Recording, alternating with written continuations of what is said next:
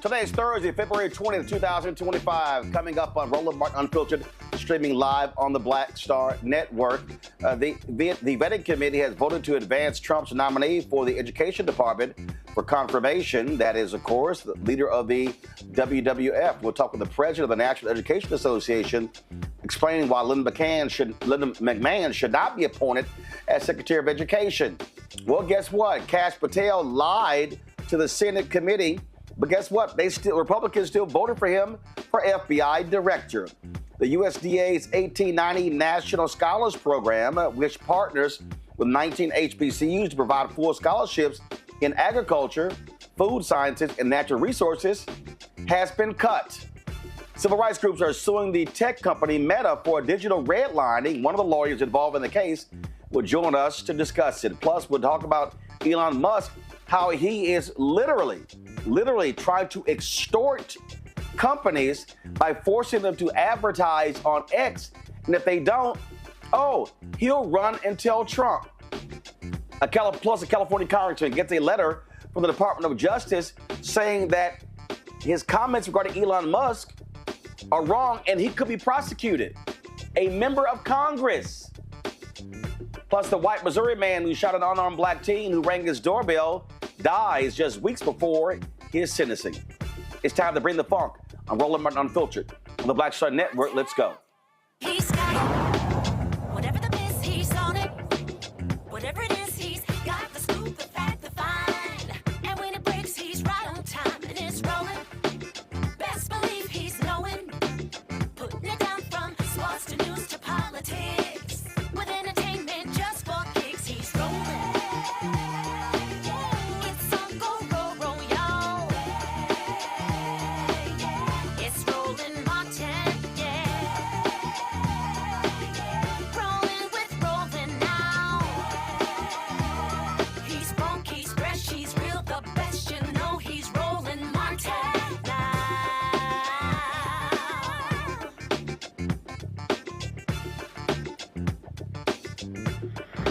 Martin.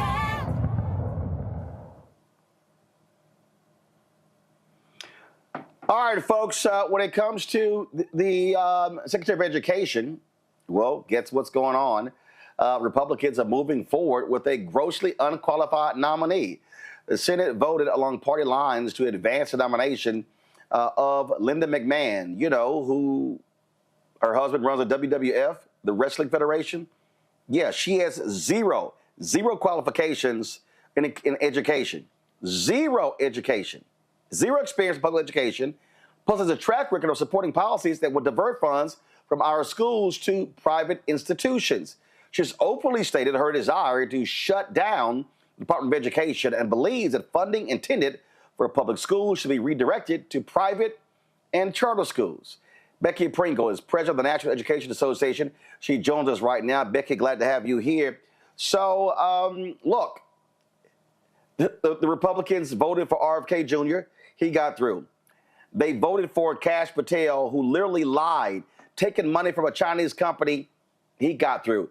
Tulsi Gabbard got through. They hired a Fox News host to be the Secretary of Defense.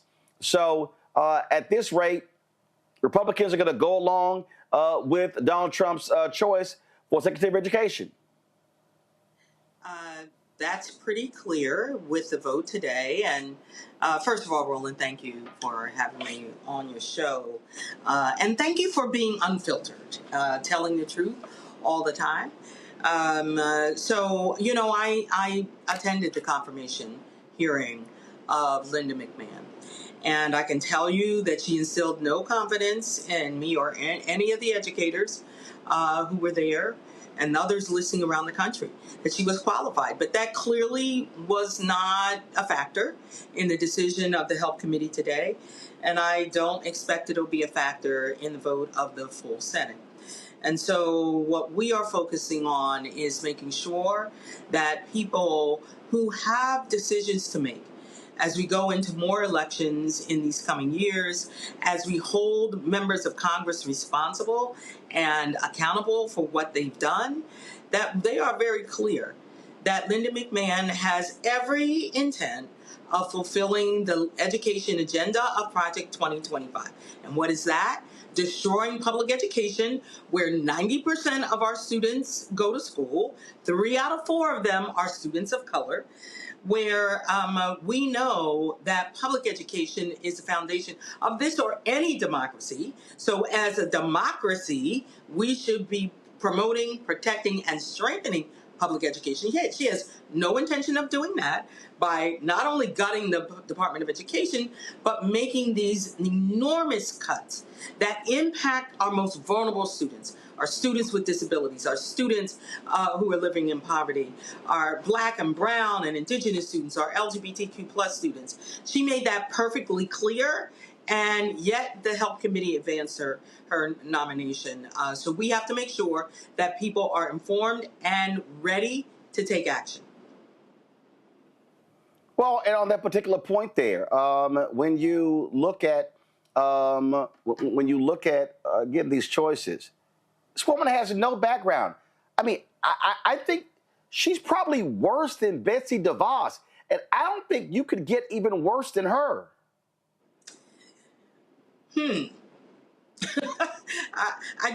I'm not sure. We'll find out, won't we? The situation is certainly worse, Roland. There's no question about that. But Betsy DeVos, just like Linda McMahon, are beholding to or a part of the Billionaire Buddies Club. And let's just, we need to make sure that we are very clear on what's happening here. We know that all of the cuts to the department that, by the way, Roland, that's already happened. And the real impact to students and public schools and educators has already happened. That's already happened. And so we know what their agenda is, and it is to make sure that they find the money on the backs of our kids to give tax cuts, more tax cuts to billionaires. That's what they are planning on doing, and they are full steam ahead.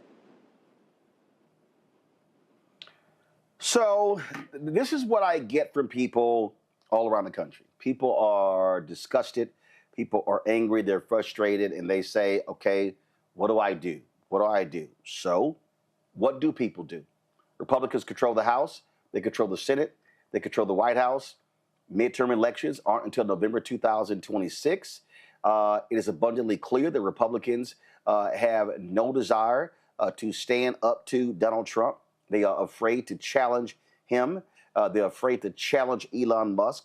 So what do people do? So, Roland, I taught 8th grade science for 31 years. And so where I'm going to always start is education. So that's part of the work that NEA is playing, to educate people. I would certainly ask folks to go to nea.org/protect, where you will find a wealth of information. You'll get information about knowing your rights. If you're a parent or an educator, you'll get information on what these executive orders really mean and say. You'll find out what the Department of Education does. That's one of the things we learned, Roland. Those of us who are very close to it know, but there are a lot of people who don't know that they are literally education jobs that are connected to the funding that comes from the Department of Education, and most especially in our special education classes. So we're talking about taking away resources from those vulnerable students, but also increasing class sizes for all students. So we have to talk about and break that down for people, and so we want to educate them, and we want to make sure that they know the impact of these cuts in their community, in their school district. But we can't stop there. We're in the throes of litigating those things that Donald Trump and Elon Musk have done that are illegal. So we need stories from folks. So please share your stories with us.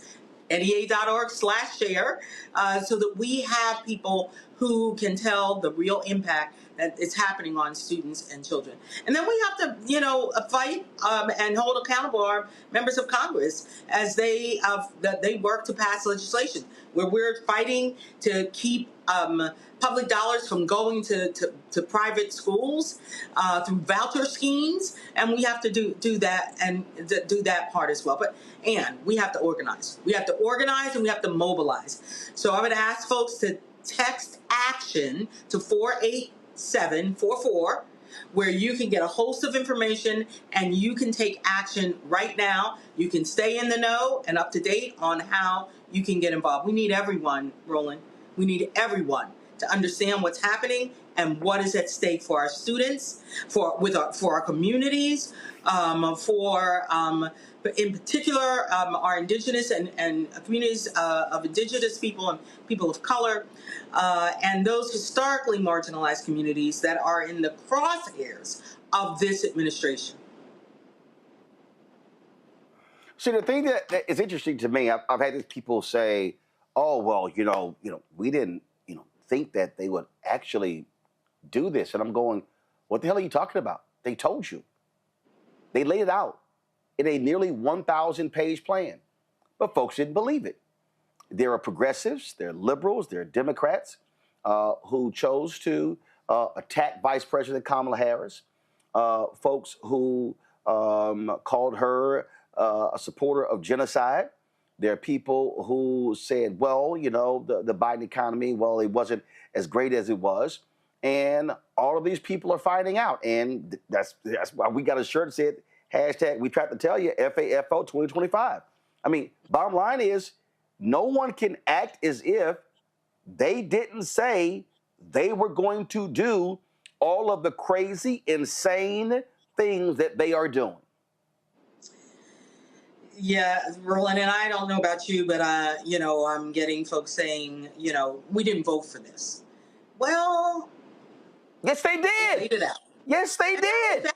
Right. They did vote for this. Roland, we did have a Trump one, and he was trying to dismantle public education in that time as well, under Betsy DeVos, of course. He's gone so much further. And, the things that are getting people's attention, honestly, no one elected Elon Musk. And honestly, I don't think anyone expected that Donald Trump would give him that much power and authority. But I can tell you what I'm hearing from parents and students, too, that they are afraid of the reality that Elon Musk has access to their personal data. So if they apply for a federal grant for student loans, Elon Musk has access to all of that. Not that they're going to give student loans, but still, he has access. So parents and students are very fearful, and now they're listening.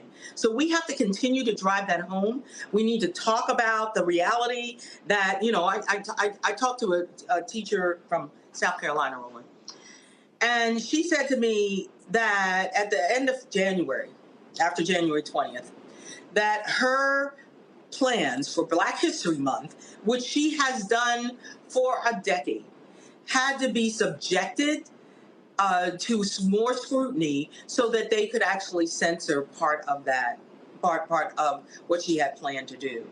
These things are happening right now, whether it's the impact of diversity, equity, inclusion, and accessibility, executive order, or we're talking about the cuts that are happening without an executive order. They are happening to our students right now. And we need to make sure that everyone understands that and knows how they can fight back. I saw this video. It was a story. I forgot the network. They were talking to some educators in Kentucky. And yeah, there's one white woman. I voted for Trump, but we didn't vote for this. I'm like, idiot, you did. You did. And see, all of these people, they voted for Not in My Backyard. And guess what?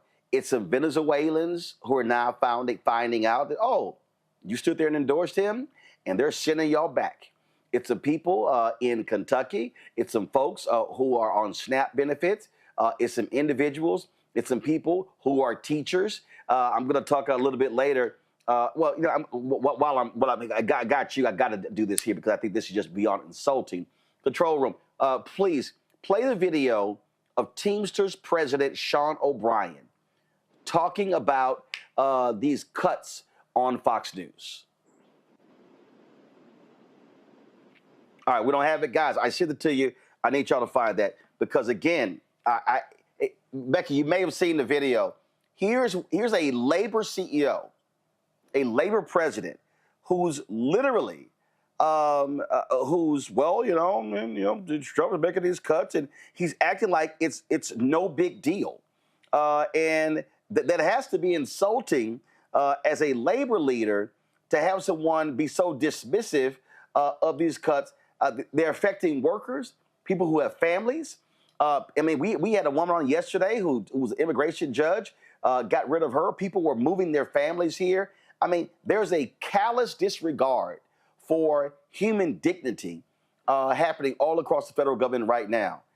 And you would think that a Teamsters leader would understand. I mean, when Ronald Reagan fired the air traffic controllers, union folks were not happy at all. And the Teamsters president thinks that his members ain't going to be impacted, just wait. The cuts are coming to your doorstep, too. You know, Roland, regardless of who is dismissive, everyone will know this reality. And that's part of our work, right?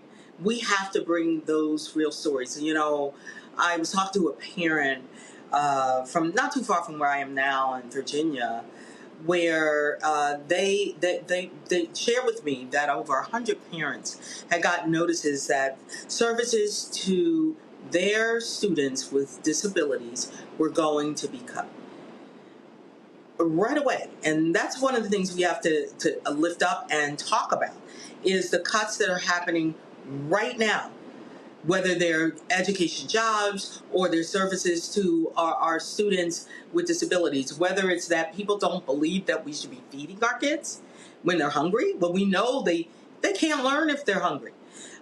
Whether they are cuts to early learning, I mean, to cut Head Start, knowing how important those early years are, we have to talk about those stories. And that's why we're collecting them and we're sharing them, and we're working with our parents. We're working with community leaders. We're working with the students themselves so that they are the ones telling these stories so we can hold members of Congress accountable for what they're doing, not only right now, but guess what, Roland? We got an election coming up, and we need to be preparing for that right now. Absolutely. Becky Pringle, we surely appreciate it. Thank you so very much for joining us on Roland Martin Unfiltered. Thanks, Roland. Folks, I was just talking about that video from the Teamsters president, Sean O'Brien. Remember, he spoke at the Republican National Convention and was not happy that he couldn't speak at the Democratic Convention. They wouldn't let him. And then they did not endorse Vice President Kamala Harris. And then he went on Tucker Carlson and claimed that, that she cut it short and how arrogant she was about it. Well, if you want to see arrogance, watch this. The president came in, and he didn't come in subtle, that's for sure. And there's I've never known him to be there's a lot of subtle. controversy on that. Look, we don't want to see anybody get laid off. We don't want to see anybody losing their jobs. But he thinks he's within his right. There are court proceedings, and ultimately the courts are going to decide whether what he's doing is lawful or not. I know that there is a lot of fat in the government he's trimming, and I don't think people are opposed to that. And look, I tell people all the time, let's take a look at the 101st day and where we're at that point in time. Right. Really? My pound, Dr. Nola Haynes. She, of course, Georgetown University School of Foreign Service out of D.C. Dr. Greg Carr, Department of Afro-American Studies, Howard University out of D.C. Reese Colbert hosts the Reese Colbert Show at Sirius XM Radio out of D.C. as well. I'll start with you, Reese. If I'm a labor leader, and I'm sitting here going, your name is Sean O'Brien? Nope. I'm going to say those SOB initials stand for son of a bitch.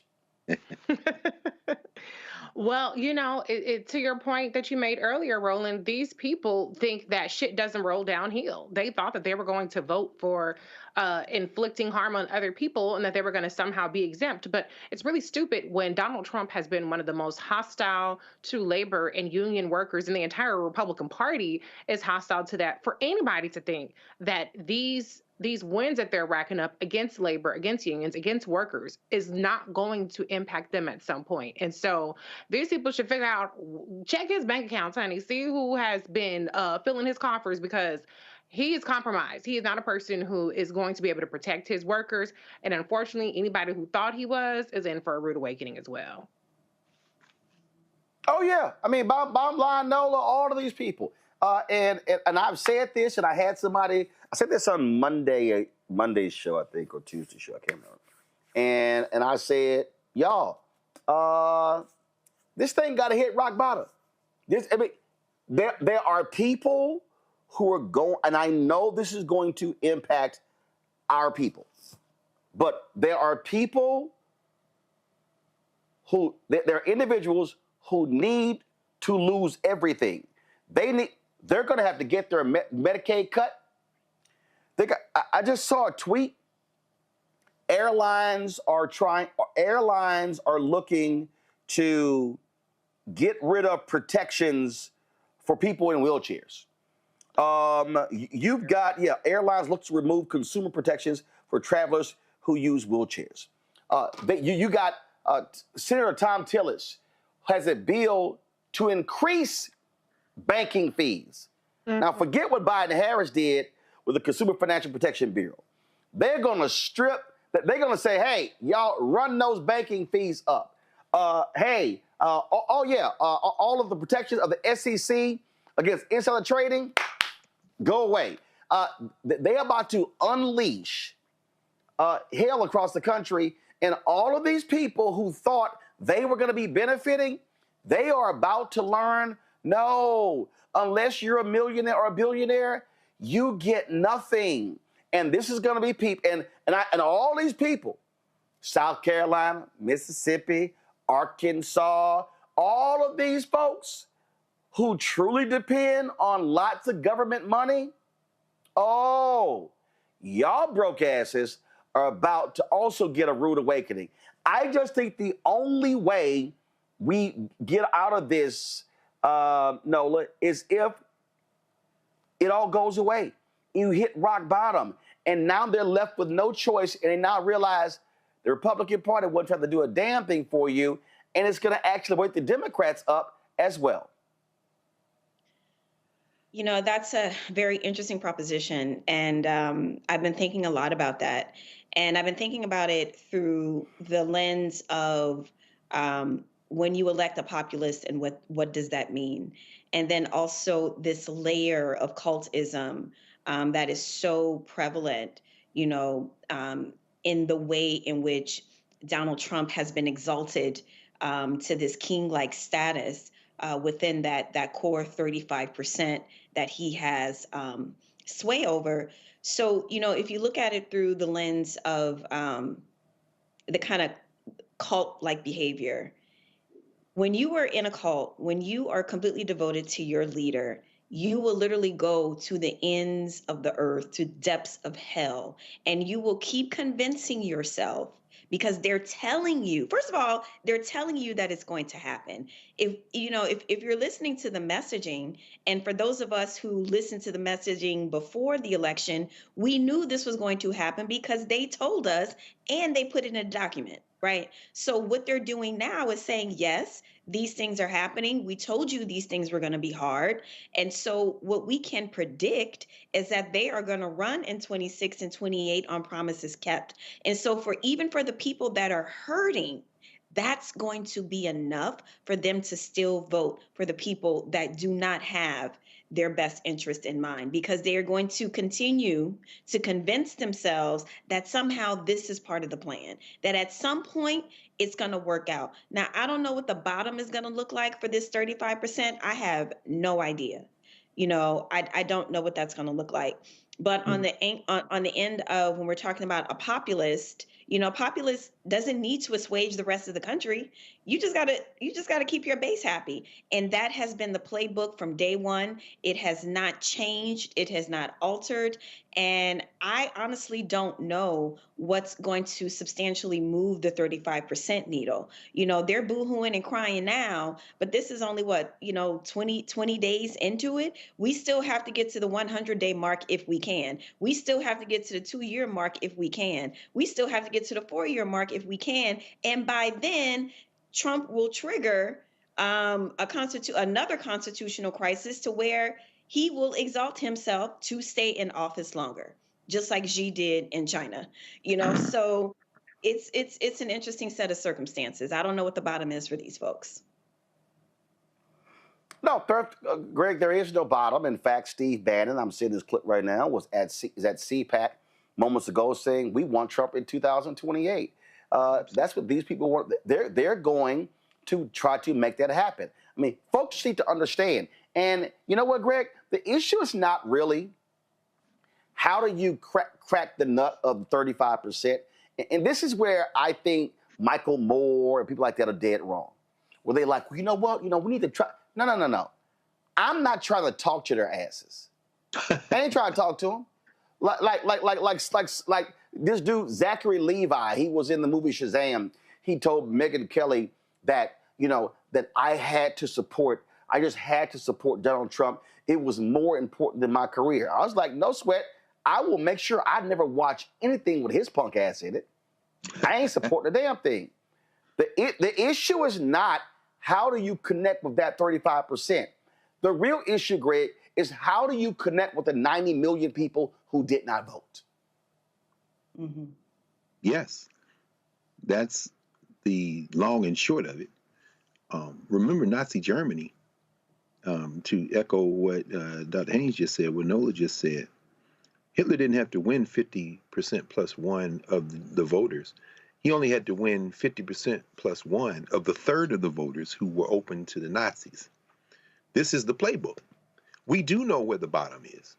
The same bottom that ended the Roman Empire, that caused the breakup of the European configuration in World War I, that caused the expansion of the Nazis into Western Europe and triggered World War II. We do know where the bottom is, and the bottom is a mix of nativism and oligarchy. That's how it works. The United States has a bottom, and we're going to reach it. The only question is when. What we're seeing now will accelerate that. Just before, as you mentioned, CPAC and Steve Bannon, who of course is a very proud white nationalist, populist, internationalist, interfering in everybody's election he can get his dirty fingers into. Just preceding him was Elon Musk, who, like the overgrown teenager he is, whatever the physiological brain chemistry conflagration that has resulted in a grown-ass man running around like a 13-year-old that is coursing through his veins with sunglasses on at CPAC, waving around a chainsaw that had been given to him by the president of Argentina, Milei, who is in many ways the Trump of the tropics these days, even as Javier Bolsonaro has been brought up on charges in a real country like Brazil that has said you tried to overthrow the election, so we're going to try your ass and put you in jail. By the way, where is Merrick Garland these days? But the whole point is two things.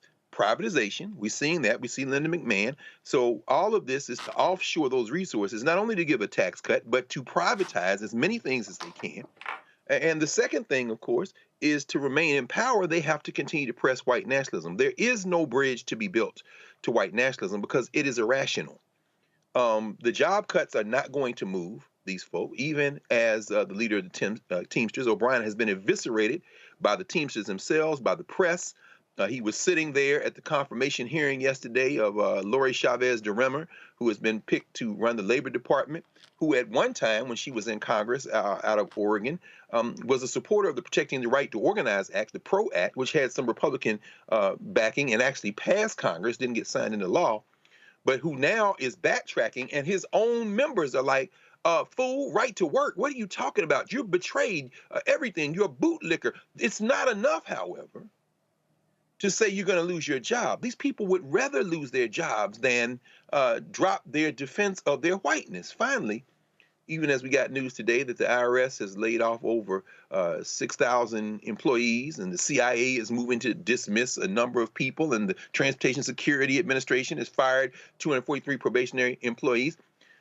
As Elon Musk tipped his hand a couple of days ago, they will bring some of those people back, but it won't be, well, they won't bring any of them back. You read Project 2025, you know that the second prong of Project 2025 was to create a database of people who could fill those jobs. Those jobs, some of them will be restored, but they will be restored to private industry. They are stealing with both hands. And for union members to concede to privatization of federal jobs, this is a threshold that once crossed cannot be reversed. This is about theft, and we've seen it before in world history, and we know how it ends.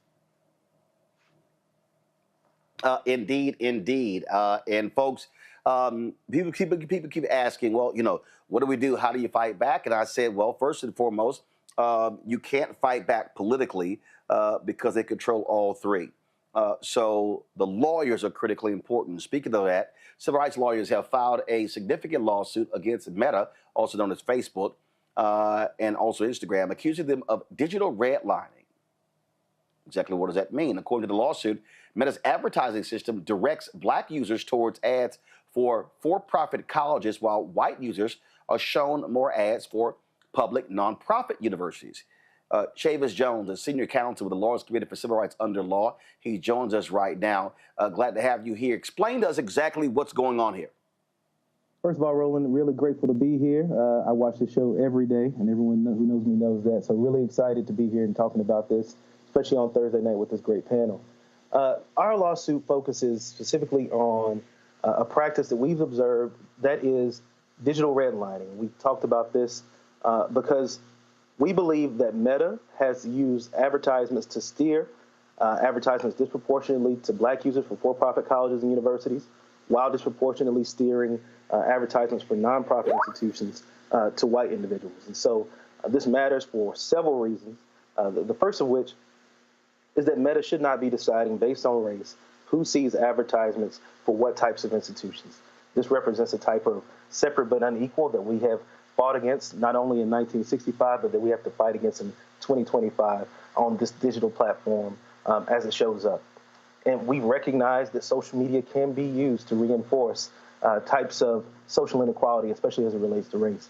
Secondly, this matters because separate and apart from this lawsuit, we have looked into for-profit colleges and noticed that many of the individuals who attend many of these schools experience a lot of harm. And that results in a lot of them experiencing not only higher debt burdens and student loan debt, but a lot of them experience issues with job placement. In addition to that, within 7 to 10 years, a lot of them are defaulting on their loans. And so it's creating a real parade of horribles for black folks who are attending. And while we're about 13% of the population, a lot of these institutions have in excess of 50 to 60% of black and brown students. So while we're not only the most vulnerable in society, we're being the most abused by many of these for-profit schools.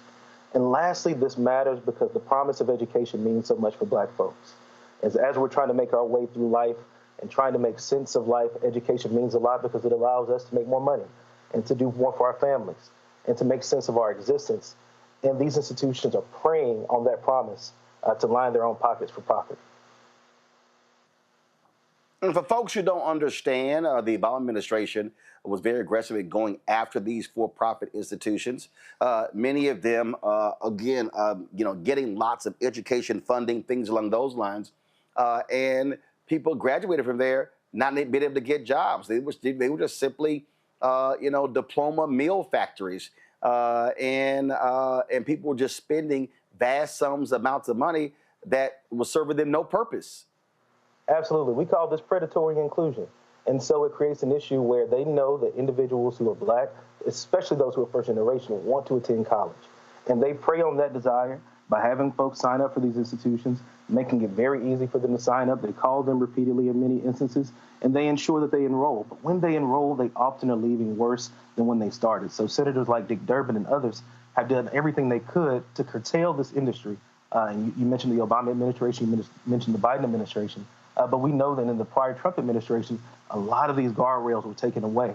And so it creates real issues. Not only that, in this climate where There are affirmative action bans across the country. We know based on some research that comes out of Harvard, when there are affirmative action bans, Black and other underrepresented minorities attend for-profit colleges and universities at disproportionate rates. And so this creates a huge problem for Black people and other underrepresented folks who are striving to get education. Questions from the panel. Nola, you first. Yeah, definitely. This is an issue. First of all, thank you so much for doing this work. And I genuinely love the digital angle in terms of how things are marketed to. I can tell you for years, as I was the buku years it took for me to get my PhD, I always worked in administration for a long time at UCLA. And I specifically worked with community college students. And one of the things that would take that population of students a very long time to finish is because they probably started out a for-profit, and not only are you now mired in these loans, but the accreditation system is different. So you sat there for 2 years or however long you've gone through these programs. And when you apply to a traditional 4-year institution, those classes do not transfer. Right. And I cannot tell you how many times we saw that over and over and over. And the stories of predatory, quote unquote, counselors, how aggressive they were. So I'm curious, does the accreditation factor come into this lawsuit? And if so, what does that look like? So our lawsuit focuses explicitly on the type of steering that Meta does. So we're not focused as much on the accreditation issues with for-profit institutions in particular. But I think it's even more reason why we have to call Meta up in this particular moment to say, if you're going to be steering advertisements, you need to be exacting equal opportunity for all people, especially when there's an awareness that for-profit colleges have engaged in so many egregious actions as it relates to Black and other minorities, but especially Black people in this particular instance. And we have to make sure that we're curtailing these types of behaviors. In the same way that our forebears fought against these types of things in public accommodations in the 60s, we're fighting because so much of our lives are lived online today. We're fighting for these opportunities and equal access as it relates to higher education. Racy?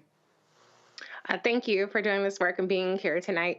I'm curious, in your lawsuit, are you seeking to find out if Meta is using things that are closely associated with race to steer advertisements to Black people specifically, or is your claim that, or is the assertion that there's a way of checking just Black people, and that's how these advertisements are getting disproportionately to Black people about these for-profit universities? Thank you so much, Reese. I believe it's the former. I think we're really looking into, and hopefully in the process of discovery, able to find out what goes into these algorithms, what are they looking into, how are they filtering these advertisements. And so these steering behaviors are based on interests. And because for-profit colleges have, over the history of time, targeted Black students disproportionately, and Black people have attended these institutions at disproportionate rates, it appears on the surface that might be an interest of Black people. But we know that this is based on racialized recruiting practices and predatory inclusion that hyper-targets Black people. And so we want to really make sure that when we look at these things in discovery, that we can find out if this is a part of their algorithmic process and how we can kind of make sure this doesn't happen in the future. Greg? Thank you, Roland, and thank you, Council, for doing this work and for being consistent. Certainly, you all have been on the wall a long time. Looking over the complaint, and just a quick look, you all have filed this lawsuit pursuant to, saying that Meta has violated the D.C. Human Rights Act and D.C. Consumer Protection Procedures Act. Even as we're seeing federal judges allowing these mass firings to continue, not by ruling not on the merits, but on procedural issues. Lack of standing, or in the case today, of course, as we saw, the idea that the complainants hadn't exhausted their remedies by going through the federal administrative judge process. In this complaint, is your legal argument aimed at maybe not evoking underlying constitutional issues, and was the selection of DC a strategic decision to be made, and to kind of echo what Reese just said. Perhaps as long as it doesn't get dismissed, to get beyond that, to get a peek at the algorithms and everything like that. What's the strategy behind using DC as the venue and using the Human Rights Act and the Consumer Protection Procedures Act as your strategy? Well, without going into too much legal nuance, we were representing an organization called the Equal Rights Center. DC has a unique form of standing where you can represent an institution representing a class of individuals. And so our hope is that through representing the Equal Rights Center and their great work that they do, that we can look into the back wall and behind the wall of what's going on with these algorithms. Because so many users use platforms like Facebook, like Instagram and others, and they're unaware of these algorithms. But they play a major role in the way we exist in life from day to day. So much of our lives are lived online. So we want to peer behind that wall and see exactly what's happening. The research that we looked at that was kind of in the foreground of us creating this lawsuit showcased through a study that these particular ads were being doled out in disproportionate rates to Black users and white users. And so we want to see what exactly went into that. Thank you. All right, then. Well, listen, keep up the good work. We appreciate it. Thanks a lot. Thanks so much, Roland. All right, take care. All right, folks, remember all of those FBA people and others, people who saying, oh, no, never Kamala, forget that. We could actually do better under Trump. Guess what? The USDA's 1890 Land Grant Program, a partner with 19 historically Black colleges and universities, and they offer full agriculture and food sciences scholarships. Well, guess what? That's gone. That's right.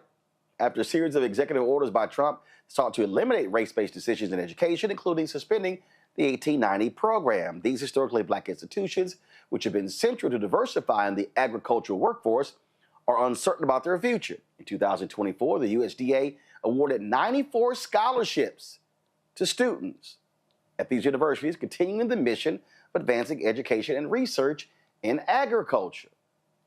And now the program is gone. See, Greg, hashtag we tried to tell you.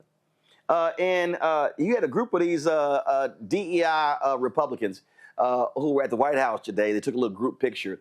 And I replied to one of them. I said, the help. And then another one, because one of the women is a FAMU graduate. I said, while you Negroes were being assembled at the Black History Month reception at the White House, I bet y'all won't say a word about USDA ending this program, especially you, the FAMU graduate. Did he graduate from FAMU? I know he left FAMU. No. That was a woman. It was not Byron Downs. It was a woman. Okay. Who she's always running her mouth on social media.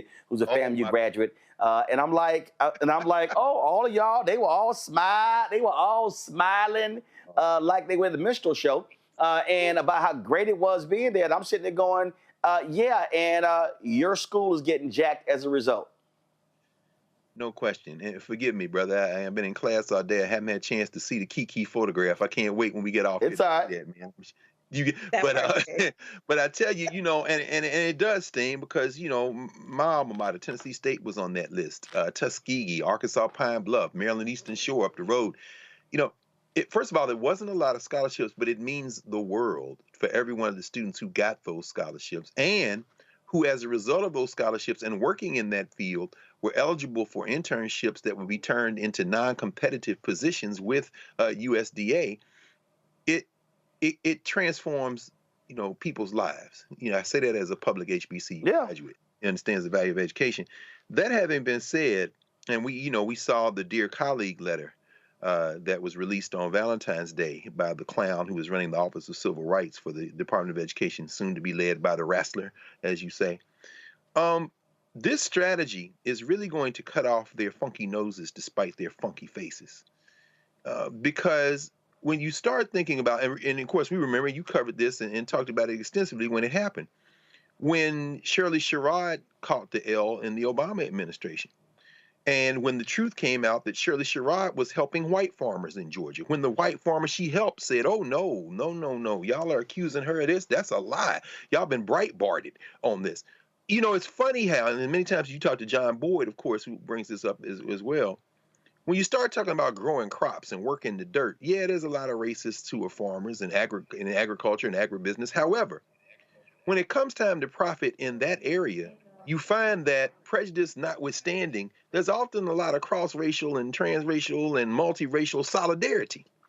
They are attacking things that will ultimately undermine everything from U.S. national security to the ability of the country to not only be productive and maybe eat away at that trade imbalance that has been around for many years, but may also may also have issues in terms of food security or insecurity with people regardless of race.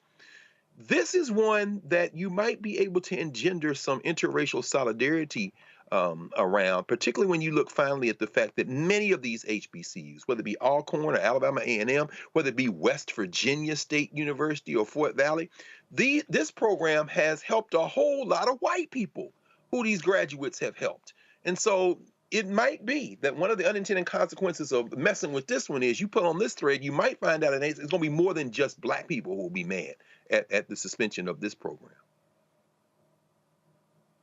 I mean, look, but bottom line is they want to whack everything. And I don't think anyone is going to be immune, NOLA, and people just need to understand what's going on. And like I keep saying, they want to defund Black America. It is abundantly clear that's what their goal is. And if you are a Negro who's smiling and profiling and sitting here saying, I stand with Trump, I saw this minstrel show photo of Leo Terrell and that so-called comedian. I forgot that little boy name. You know, the one looked like a leprechaun. I forgot his name. Bottom line is, I'm sitting there going, or is there somebody else? no. One of them leprechauns. I don't know.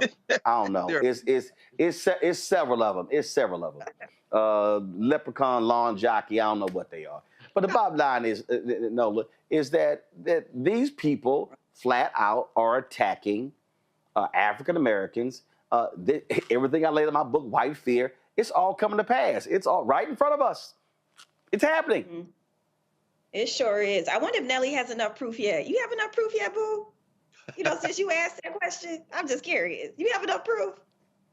Is your president a racist or not? Because he seemed to be coming at us real hard. So, you know, I'm just wondering if he has gathered enough proof and did his own research. But anyway, I digress. Listen, it is a blanket attack on us 24/7. But to Greg's point, and what people have never understood or care to understand in this country, any rights gained for Black people has benefited all people. And when we talk about these groups that are affected, we tend to talk about Black and brown folks. We talk about LGBTQIA folks. We talk about women. We do not talk about poor whites. And I want to go ahead and bring in, you know, Dr. King. You know, I want to go ahead and bring in the reverends over time that still work on this issue, trying to get poor people to understand and to organize that if something happens to this group of poor people, you best believe this is going to impact you too, right? And so it is going to be a very painful reality that a lot of people in rural America and in agriculture are already waking up to. I mean, in a lot of the videos and a lot of the FAFL videos, it has been from ag. It has been from the ag community. It has been from farmers saying, wait a minute, you know, not only were we not supposed to be impacted, but do you understand how vital we are to the U.S. economy? And also USAID that was completely gutted. A lot of those farmers, a lot of rural America get some sort of federal funding for them to continue to be able to do the job for the country. And, you know, in terms of, I'm smiling, but I'm just like, I'm smiling in lieu of wanting to scream, because the reality is, Ben Rhodes had wrote an article in New York Times on the 9th, I think, of this month. And one of the arguments that he made in this article was there is no going back. There is no repairing of the agencies. There's no redoing things in the next administration. The damage has been done in 30 days, and there will be more damage and more damage. So for me, the frustration that I have, that I'm hiding behind my red lipstick and my smile, is what is going to be left, right? What's going to be left over for folks who do not maybe have the skill sets to transition into the private sector? Because my understanding of the private sector, I don't know what their vision of the private sector is. Most of the people that go into the private sector are people that were highly placed in the government, and they have these networks and these connections to make that private company stronger and more connected, right? So I'm trying to figure out, where are all these unemployed people gonna go? Right. So what is this going to look like after everything is destroyed and burned down? I can't get past this, Roland. Like, this is the thing that keeps me up at night. What is this going to look like in another 30 days? Yeah, that's right. Reese, it's real simple. It's real simple what it's going to look like. It's going to be really rich people running rush out of the country. And if you're not, you're absolutely screwed. Yeah, absolutely. I mean, this is Darwinism, survival of the fittest. These white nationalists have particular animus against Black people. This is particularly a war on Black people, but make no mistake about it, this is a war on poor white people as well. It is a war on disabled white people, okay? It is a war on LGBTQ white people. This is a war on anybody that does not fit into their eugenics model of the people that are redeemable and have value. Oh, and by the way, it's a war on women of all races.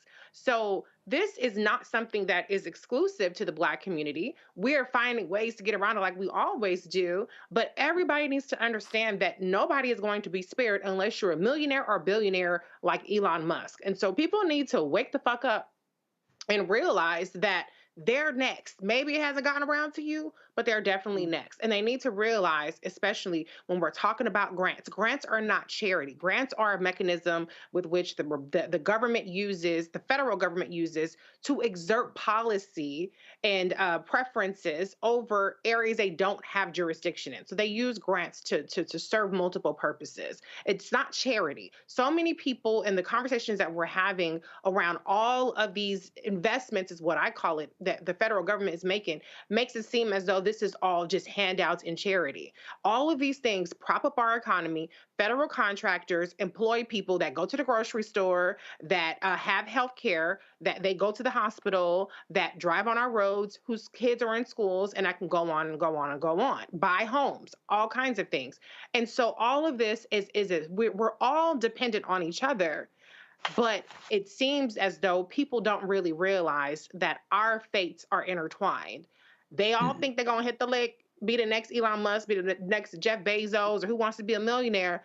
And boo, you can barely afford egg prices right now. So you got bigger fish to fry than trying to hit the lick like Elon Musk. You need to be worried about what's happening in your own community. So I think that when people realize that the cavalry isn't coming for them, and yes, you're deporting all kind of immigrants to Guantanamo Bay, to El Salvador, wherever the hell, back to India, when they realize that, hey, in 100 days, they're still in the same shitty boat, probably worse off, then I think people will start to be like, okay, well, that didn't work. Now what?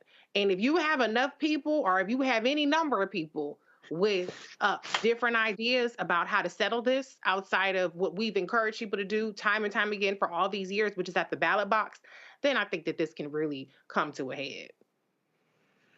Well, Raisa, you make the point about who they're attacking. So the grossly unqualified Peter Hegseth, he is put together a list of generals that who he wants to either fire or reassign. CNN reports on the list.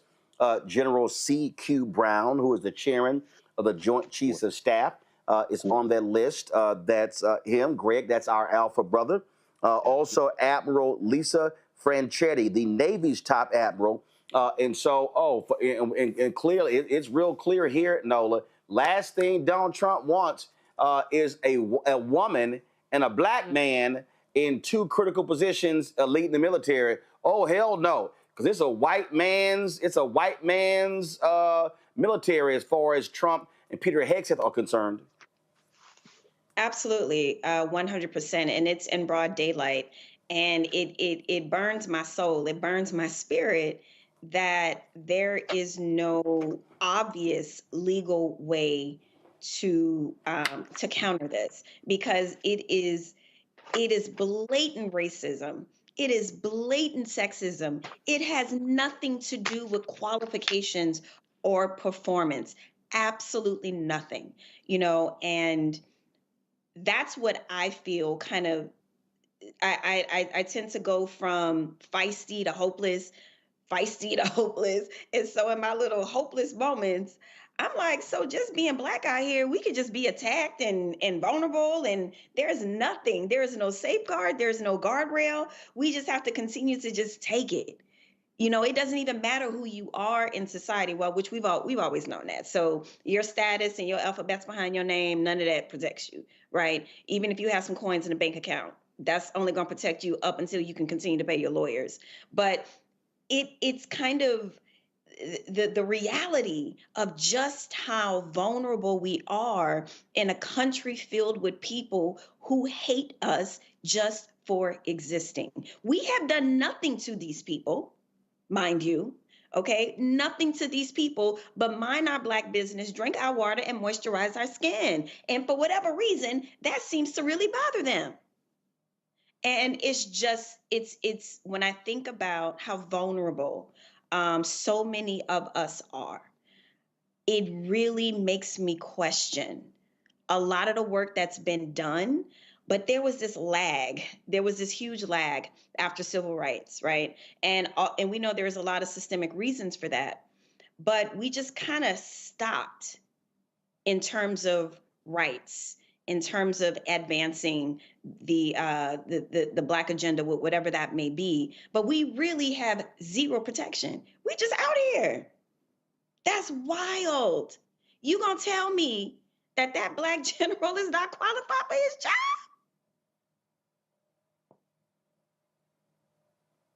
Yeah, but here's the deal, Greg. Brown was appointed in 2023, terms up in 2027.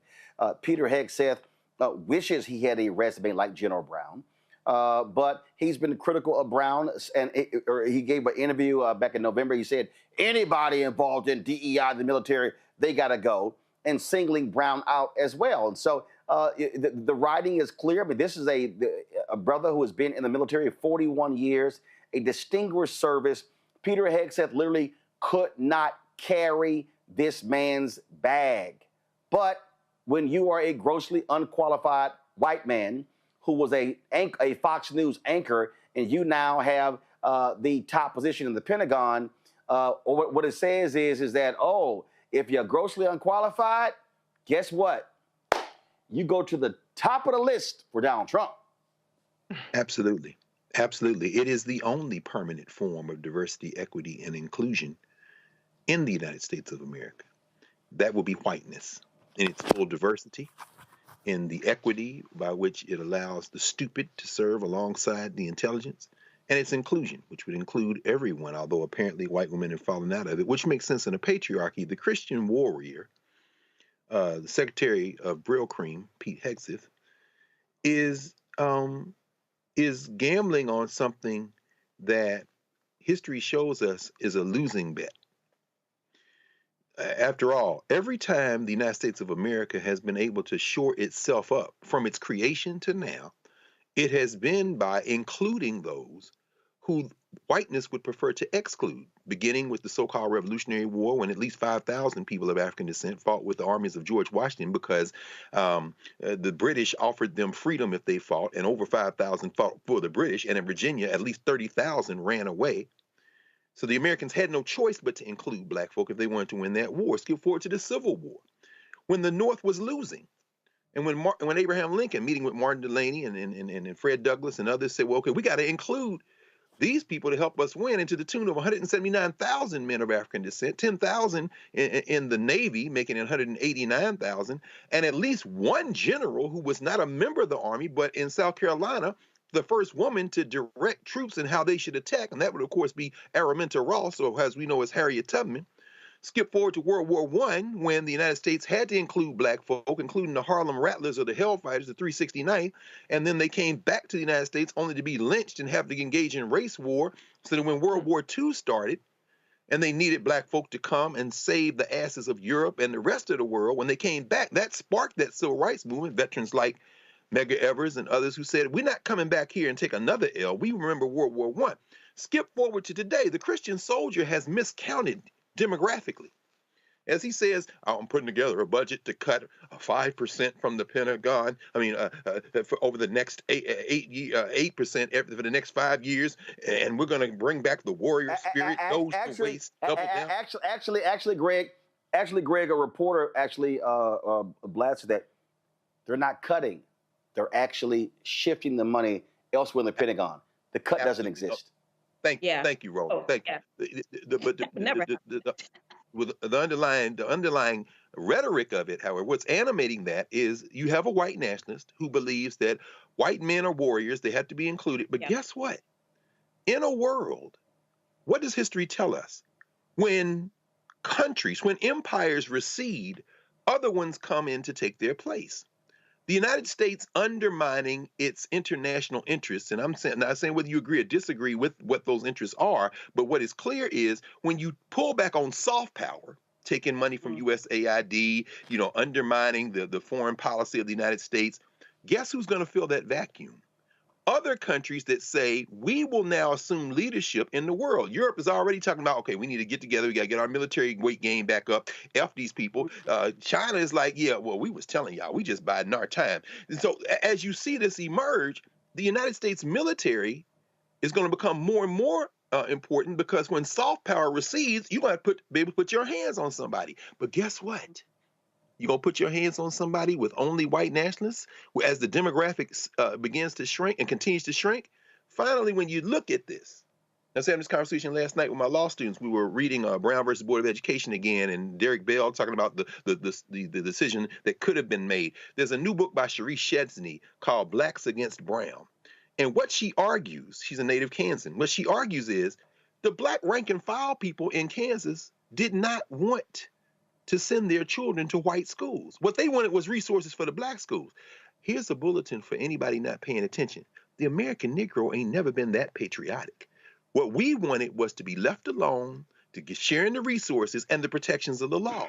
Pete Hegseth, you can't win a war without non-white people. But when you get ready to go to war this time, baby, watch how quickly you're going to find out that white warriors ain't going to be enough, and your ass might lose. At that point, all bets are off, and I'm not sure what happens to the declining empire called United States of America.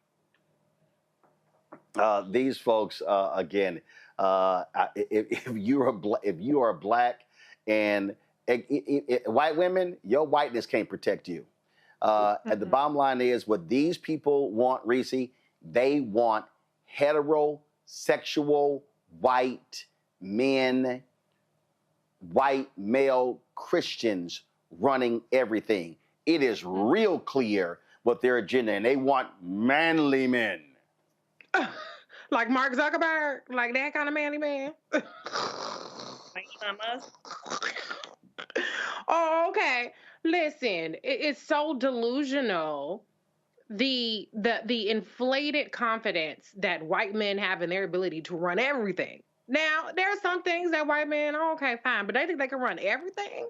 That's why we need DI. That's why we need somebody's black mama, somebody's black auntie, somebody's black grandma to be like, baby, you need to step aside because you don't know what the hell you're doing. You don't know what you're talking about. But the reality is, to Nola's earlier point about the hatred that people have for black people in this country, let's also be clear. White people don't like other white people, okay?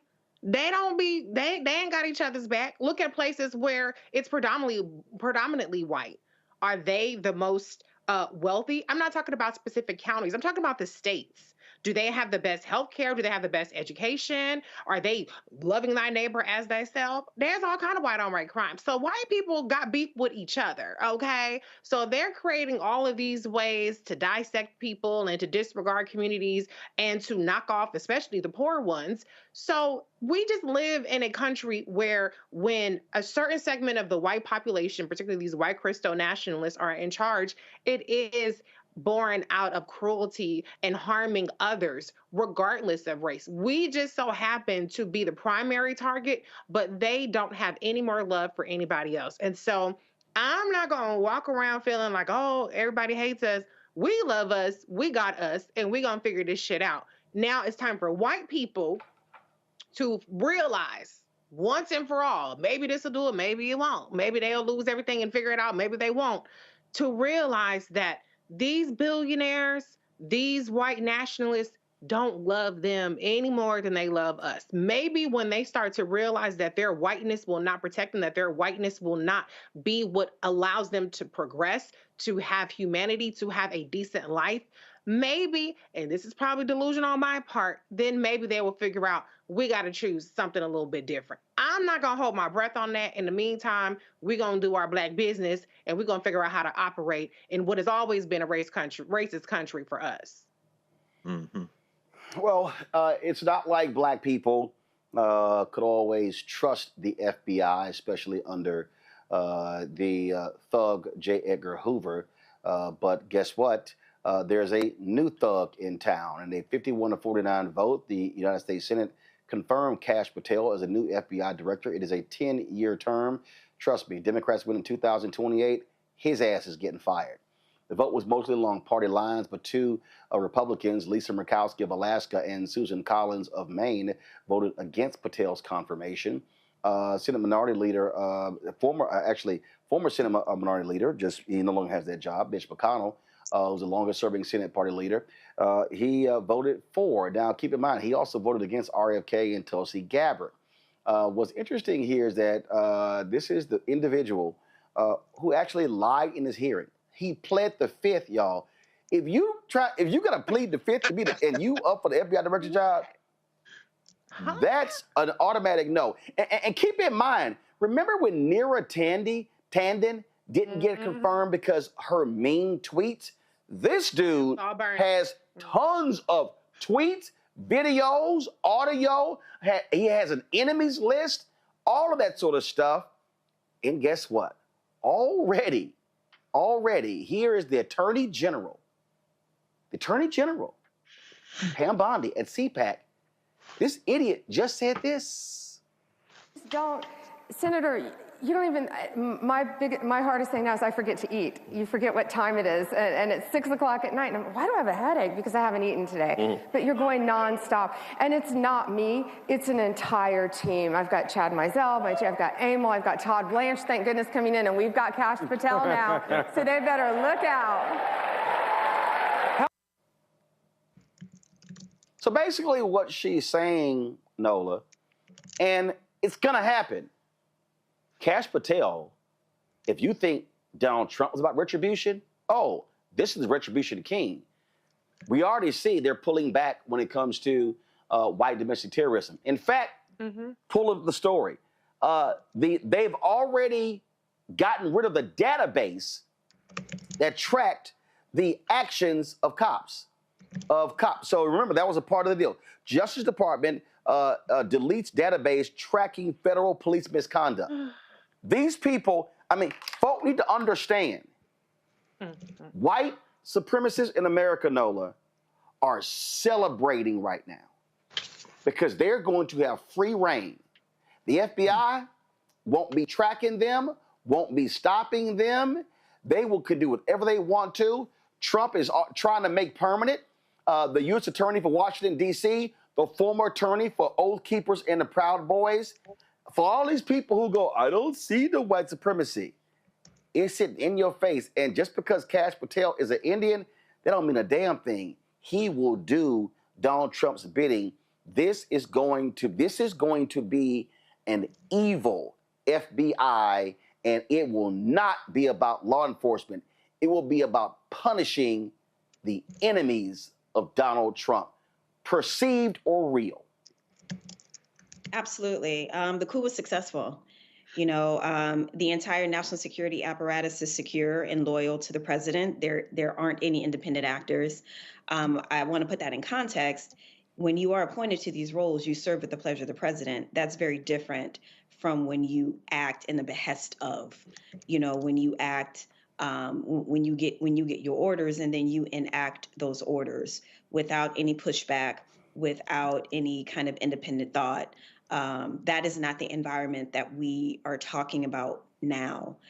The entire national security apparatus is 100% loyal to the president of the United States, who published the official White House account published a photo of him calling himself a king. This should worry more than the people here as we're having this conversation. I know for a fact that it worries our partners, our allies, well, our once traditional partners and allies, you know, because like you said, Roland, it's you know, cruelty is part of it. And one of the things that once we are able to legally wrest the country back from these folks, one of the things that we need to have a serious conversation about are norms versus laws. You know, in many ways, a lot of these hearings, a lot of these, when they go to testify and all these things, a lot of this is performative for them. You know, as a Democrat, I can tell you, you know, when you're appointed to these roles, this is something that you take very seriously. You know, any minor slip, any small thing, you know, like you mentioned, Neera Tanden, you know, you're worried about, oh my God, what did I tweet 20 years ago? Are they going to find this? Or are you going to find that? That doesn't exist for them. And they lean into it. And we need to figure out a way.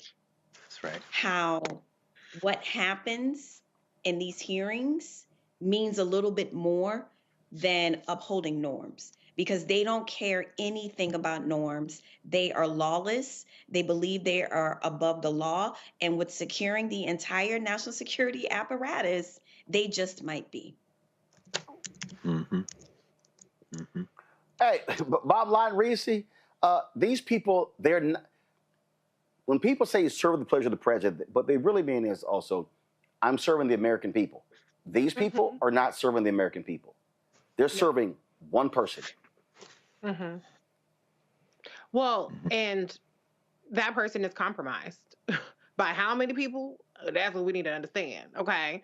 But aside from the whole national security threat of having all of these people who have infiltrated our government, who clearly are not working in the interest of the American people, let's just talk about the fact that the FBI and the DOJ will no longer focus on what Janet Reno said decades ago. The number one threat to the national security, the domestic threat, is white domestic terrorism. On January 1st of this year, there was a domestic attack. Did that have anything to do with Black Lives Matter? Did it have anything to do with Antifa? No, this was a veteran who did this. Now, he was radicalized by Al-Qaeda, supposedly. Everybody stopped talking about it, so I don't know what the hell they ended up coming out with that. But the moral of the story is these people are not coming in here to tackle the things that are actually a threat to our safety. Tackle white domestic terrorism, which, by the way, we had multiple mass shootings and hate crimes driven by that. For all you FBA people who were talking about, where's our black hate crimes bill? You can forget that shit. They don't even want to investigate hate crimes anymore under Donald Trump.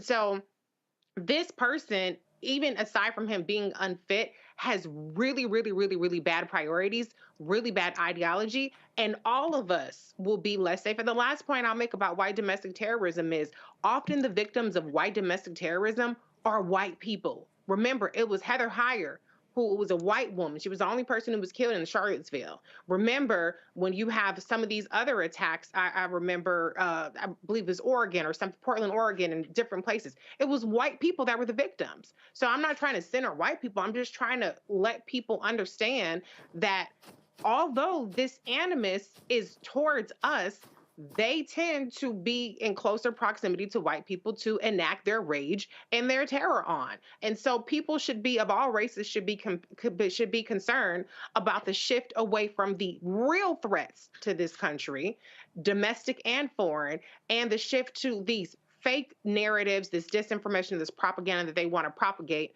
around how Black people and Black Lives Matter are the boogeymen. Mm-hmm. Mm-hmm. Yeah, and the bottom line here, Greg, is real simple, and that is,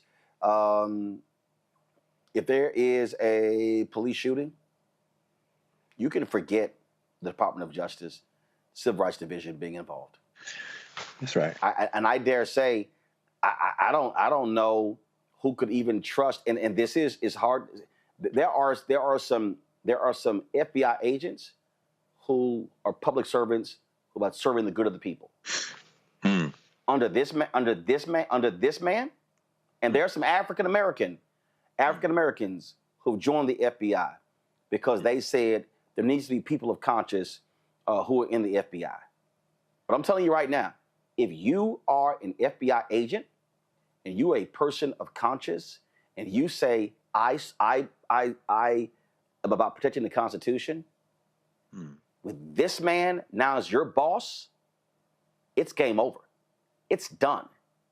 This man has we have handed the keys to the top law enforcement officer in the country to a liar, a charlatan, and an individual who wants to exact revenge on anyone who speaks ill will of MAGA.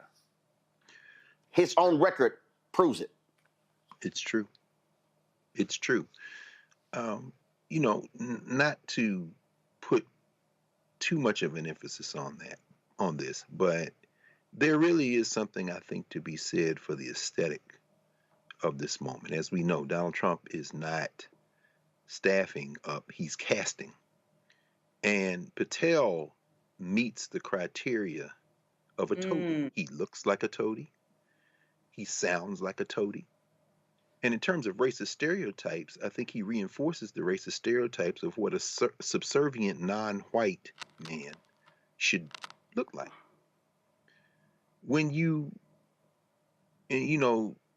Nola, you raise a very serious concern when you start talking about everybody from, foreign intelligence community to domestic law enforcement community backing the white nationalists. Patel will never be respected by any white nationalist in a uniform. He is a toady.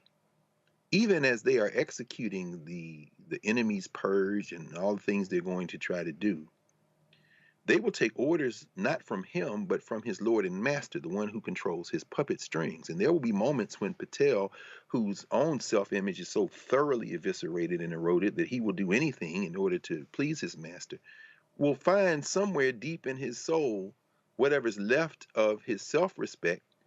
And there may be unforeseen crises, unforeseen meaning those of us who are looking at this like he'll do anything. There may be a moment when he finds his conscience, but to the larger point, which is the point, I think, not only will it be too late, it will be incredibly consistent with the history of this country when they realize that they have overplayed their hand. What do I mean by that? No sane black person in the United States of America has ever trusted law enforcement of any kind, especially federal law enforcement. The Federal Bureau of Investigation has never been heroic. It's never been heroic to black people. The suspicion we have of federal law enforcement, of any kind, but particularly places like the FBI, is well warranted by our history. When you purge the Federal Bureau of Investigation of non-white people who joined for the right reasons and for white people who also joined for the right reasons, leaving only the toadies and the kind of militaristic white nationalists, what you have done is drop all pretenses that you've ever been about anything other than declaring war on black people. And guess what? At that point, we're not talking about a Shada Shakur or the Black Panthers. At that point, we're not talking about the counterintelligence program. At this point, now you're recruiting over into anti-law enforcement attitudes black people who have tried their best to show some fealty to the country. And guess what? Once you have shredded that truce, and I hear you, Nola, loud and clear, black people in this country have a truce with white supremacy. If you leave us alone, we will mouth the words that you want to hear in order to create the illusion that you have a nation. We'll pledge allegiance. We'll wave that flag around, but make no mistake about it. We're not doing it because we love that flag. We got some Negroes. In fact, brother, when you sent me the post of who was at that place, I mean, Tiger Woods, Alveda King. Oh my God! I mean, you got some Negroes who actually believe that, like the Negroes at the Black History program today at the White House. But once you have shredded that truce and dropped all pretense and revealed what many people know if you studied anything, Charles Mills wrote a book years ago called The Racial Contract, the only national concept.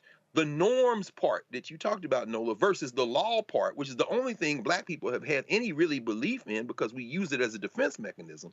When you've dropped all the pretenses and you say, as Andrew Johnson has said, this is a white man's country during Reconstruction, or as Pete Hegseth is saying, the warrior spirit, meaning white male warriors, then what you have done is broken the truce.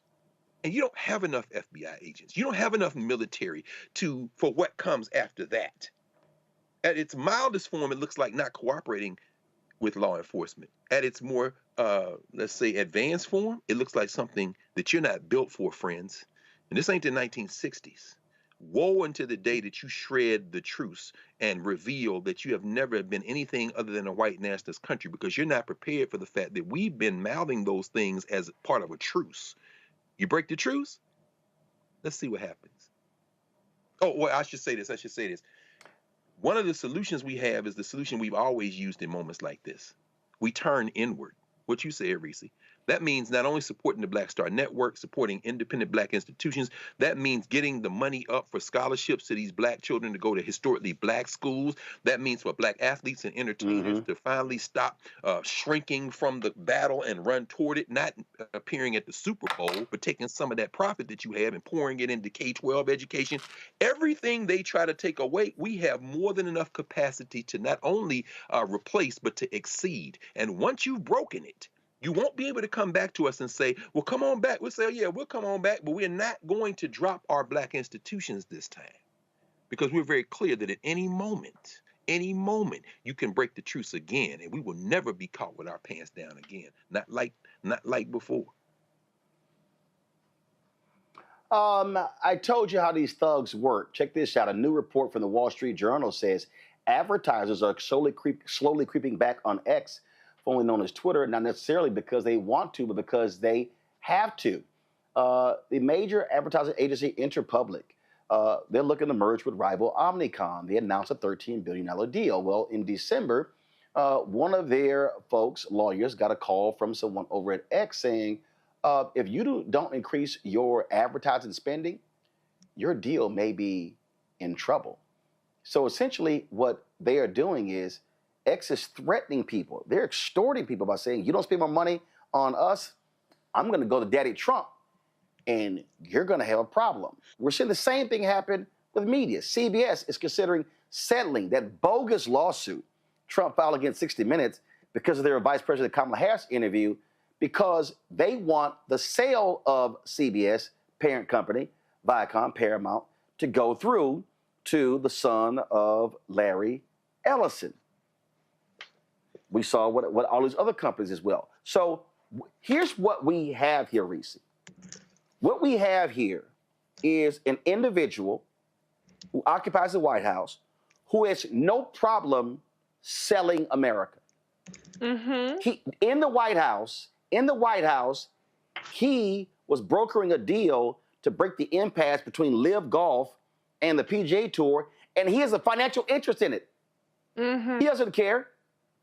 And so again, for all these people who are like, oh my God, we didn't vote for this, this man is all about enriching himself. We already saw when Amazon gave $40 million for that joke of a documentary on Melania Trump. As I keep saying, a documentary on Melania Trump is really a YouTube short. Or it could be the old Vine, 7 seconds. And so what you have here, this is Musk. Now remember, 2021, Musk told advertisers they can go F off. They can go F off. He didn't need them. But now all of a sudden, he's now trying to force them to come back. He's actually filing lawsuits against companies by saying, you should be advertising with me. And they're like, why should we do that? But because of his closeness with Trump, these companies are going to fold because they don't want to have the federal government unleashed against them. Well, this is mob boss activity. In some cases, it's bribery. In some cases, it's extortion. I mean, this is the same administration that is trying to undo the foreign bribery laws that we have. So it tracks that America has a for sale sign. This is all about self dealing, wheeling and dealing, corruption, all the things that they try to accuse uh, Democrats of doing, all the things they try to accuse federal workers of doing, they're actually guilty of themselves. We should pay very close attention to the accusations that they lob because usually it's projecting and it's deflecting from their own malfeasance. So this is not surprising. If you look at advertisement on Twitter or X, which I'm rarely on because it is such a white nationalist cesspool, all you see is pro-Trump ads. Every ad is pro-Trump. I haven't seen Target. Well, I don't shop at Target. They cancel for me, but I don't see any reputable companies doing that. So I think that there's going to come a point where this could potentially hit ahead. There could potentially be a revolt against some of this activity. There's only so much these people are going to be able to get away with for so long. We don't know if that's going to be 1 year, 2 years, 3 years, 4 years, 8 years. I don't know when we're going to hit that breaking point. But what we do know is that they're going fast and furious, trying to get as much bullying and much stuff rammed down the throats of the American people before people wake up and see what's happening. And so I think what companies should be recognizing are the things of like what's happening with Target and how those stores, a lot of those stores are empty. Their stock price is down because they folded so quickly to the Trump Musk administration. These companies need to realize that there will be consequences from their consumers if they just bend the knee and kiss the ring to Trump and all of his cronies. I hope that they will stand strong because nothing would make me happier than to see X completely fall by the wayside. Mm-hmm. I mean, I don't know. No, go ahead. Can I just add one more thing? I hope that Yeah. whoever's running in 2028, part of what I want to see from whoever runs in 2028 is I want to see a pledge that they will investigate every single one of these corrupt activities. I do not want to see somebody, I know we're years away, but I do not want to see somebody who's talking about turn the page and let's just let bygones be bygones. That is what every Democratic administration has done, except for when they were absolutely forced through Jack Smith, who took his sweet ass time and basically ended up with nothing, even though Donald Trump had multiple crimes that he was indicted for. I don't want to see people let this shit go. And I want them to start talking about this, at least maybe not presidential candidates, but I want Democrats now to start talking about give us back the majority so that we can get subpoena power, so that we can start building a case so that when we take over all three branches of government, or at least two of them, we can hold these people accountable for this kind of self-dealing and corrupt practices. Mm-hmm. Nola? So to Reese's point, you know, I think since like day 3 of this dizzying second installation of the Trump administration, it's been very clear to me that, you know, this isn't sustainable. You know, the pace isn't sustainable. The policies, my eyelash is falling off. The policies of these kind of quick slash and burn policies without doing the deep work that you need to do to actually trim the fat off some of these agencies. You're not sitting there doing the line item work. You're not sitting there going through the difficult process of figuring out what programs do and don't work. You know, what offices are more bloated than the other. You know, because I can tell you talk to a lot of federal government workers, the first thing they will tell you is that they're understaffed, right? And so it's just this interesting messaging of the federal government is too bloated, but then when you talk to folks one-on-one, they will absolutely tell you that they are overworked and understaffed. So in terms of this slash and burn process, not caring who you hurt, not caring who you fire, you know, potentially ruining their future employment opportunities by saying that their performance was poor, which is why you let them go. None of this is sustainable. In terms of the way in which the United States is moving on the international stage, you know, by completely just abandoning our traditional partners and allies. And I guess now our new besties are Russia and Saudi Arabia and Hungary. That is a hell of a pivot. None of this is sustainable. And part of it not being sustainable, to Reese's point, is not bending the knee. The last thing you want to do with a bully is to give up your own power. Because once they understand that they can push that boundary, they are going to continue to push that boundary, have zero respect for you, and will use every ounce of everything you have. We've seen it in a Trump orbit. We've seen it. How many people are literally the Rudy Giuliani's, the pillow guy? How many people left dead in the dust? I mean, poor Steve Bannon is fighting for his little life. He trying everything he can to he throwing more shade at Elon Musk than anybody else because he's fighting for his life. He still wants to be very important within a Trump orbit. It's not sustainable. The third reason why it's not sustainable is because for whatever reason, when you are in Trump's orbit, it's like a black hole. You get sucked in and you get destroyed. Right. And there is enough evidence to support that. People around him do not win the way that they think they are going to win. They think that they are the special case. And I'll say this, and then, Greg, I know you have something brilliant to say. I bet you dollars to donuts, Elon Musk thought he was finally going to be the cool kid, to Representative Jasmine Crockett's point. He finally thought he was going to be the cool kid. And now people burning up his little trucks and vandalizing them. And people do not like him across all spectrums. I bet you he was not expecting that. That is part of the Trump effect. Right. So what's happening? The system cannot absorb these shocks the way that they are coming. It is not sustainable. What that means and what that's going to look like, I don't know. But what I will say for Dems, be ready. Whatever the strategies are, whatever y'all are planning and cooking up, be ready. I think that we are, Greg, I think we're putting the cart before the horse. What I mean by that is, and I totally understand Reese's point and Nola's point. The reason I'm saying we're putting the cart before the horse is because I can't get you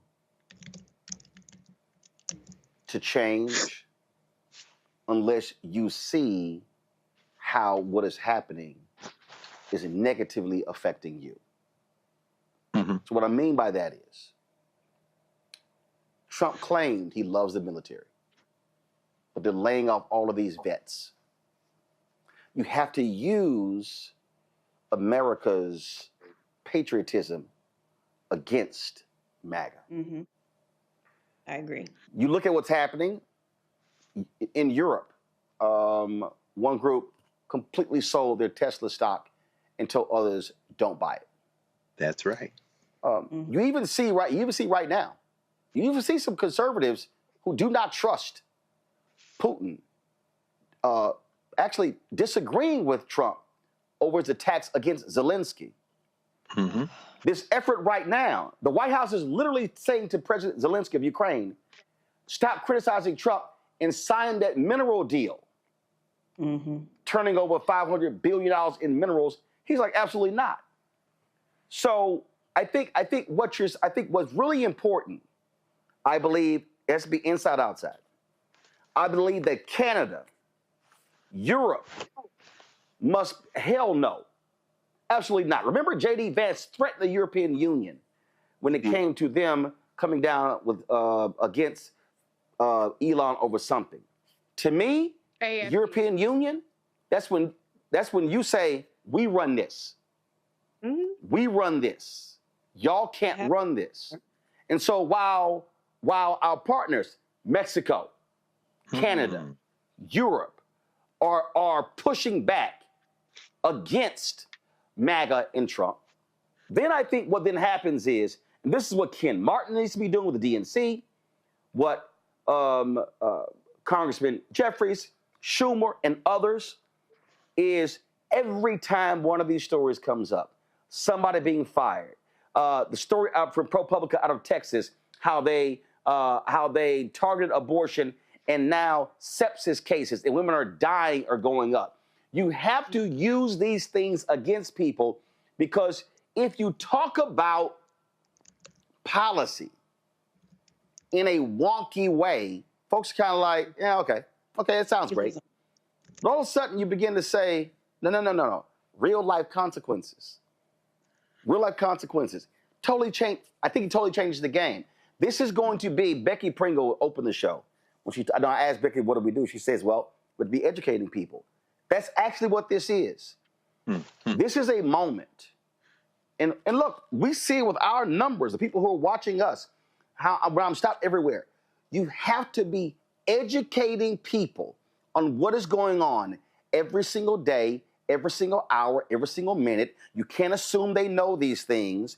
And then when these people are enacting these things, you sit there going like, see, boom, this woman, this child, this man, this veteran. See this deal? Because you have to build a crescendo. You need people by, and I know this sounds crazy because this is still February, but you really need them by November to really be pissed, because then you're moving towards the primaries for 2026. That has to be the process in order to actually build this crescendo of backlash against what we're seeing. That's a beautiful vision, brother, and I don't disagree with it. And I'll be honest with you, I need to sit and really think very deliberately, and I think this is, again, the deep value of Black Star Network, because none of us have the answer, but we need to now be very focused and deliberate in thinking through the implications of anything we say. What you just laid out, for example, in terms of unintended consequences and the pain forcing people to some form of action.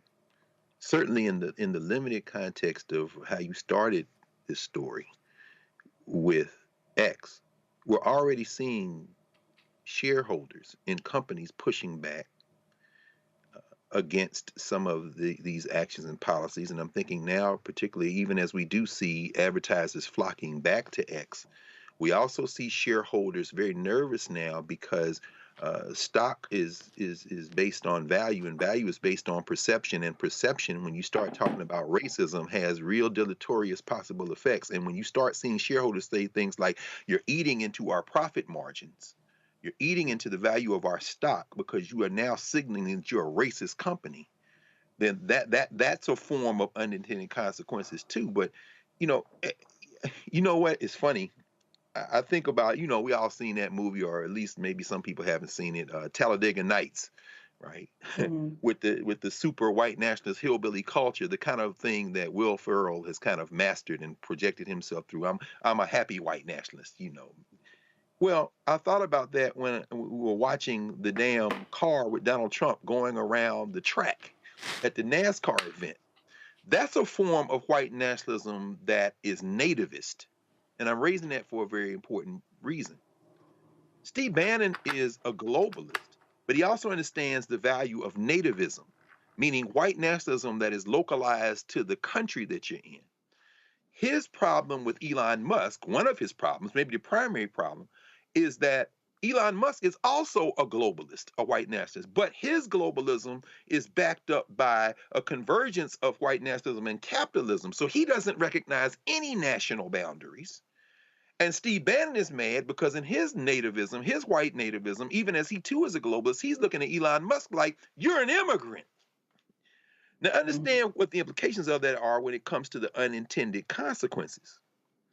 Project 2025, Kevin Roberts, the leader of that thing, Dr. Kevin Roberts, who wrote his dissertation on the Haitian Revolution and the rebellions of Africans in Louisiana and how they eventually assimilated into America, and who also said during the election season that the left, this will be a bloodless revolution if the left allows it to be. Kevin Roberts is a nativist white nationalist. He is not a globalist. The Project 2025 people are nativists. They believe they can create an American concept that can project so much power internationally that they can bend everybody else to their will. So when you lay out the vision that you laid, Roland, that our partners, Mexico, our partners, Canada, our partners, the European Union, should, form some type of solidarity politics and somehow create the type of external pressure that would allow us internally to organize and push back. That's a beautiful vision, and at the same time, it may run to the face of the reality that none of those countries have any incentive to help the United States except through pain that would be inflicted on them if they don't.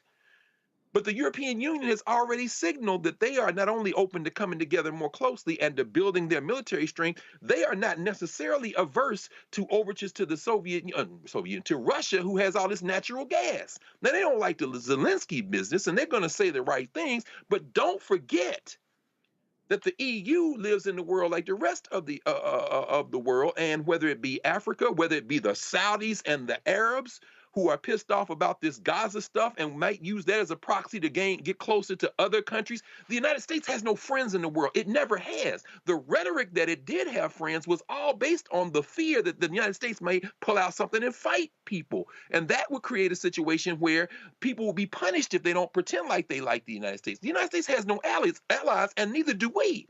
So when we as Black people say, our allies, there is no our allies. They are white nativists, they are white globalists and nationalists, they are capitalists, they're all fighting for power. And when we make the choice to strengthen our institutions, and I don't just mean domestically, I mean connections internationally. The Black Star Network is an international network. It doesn't stop at the four corners of the United States of America. Every time you go to Liberia or you broadcast from the Caribbean or you go back, you're reinforcing the fact that we have natural allies that we should strengthen those relationships with. We are reaching a moment when the beautiful vision of a society, a multicultural society, a United States of America that has everybody, is now going to be tested and shown to have always been a fantasy by the real politic of white nationalists and white nativists. They're going to tear each other apart. The question is, what will we do as they tear each other apart? And the answer is quite simple. Build Black strength through Black institutions, build coalitions beyond your neighborhood, your state, or even your country. And find out that that is the way that you will not only survive the coming moment, but in fact create the strength that will allow you to fight back and ultimately win out over these white nationalists. I think that's the strategy we have to pursue. It is, and we're going to go about 7 more minutes because I'm headed to the. We didn't get nominated this year, but they have the nominees reception for the NAACP Image Awards. And it's always quite interesting when here and I'm going to say this here. In the NAACP, where you at? Derek Johnson, where y'all at? You've got 2,000 branches. I'm confused. I don't understand why we have not. And I saw the other day they put out this advisory list of companies in DEI. No, I ain't talking about that.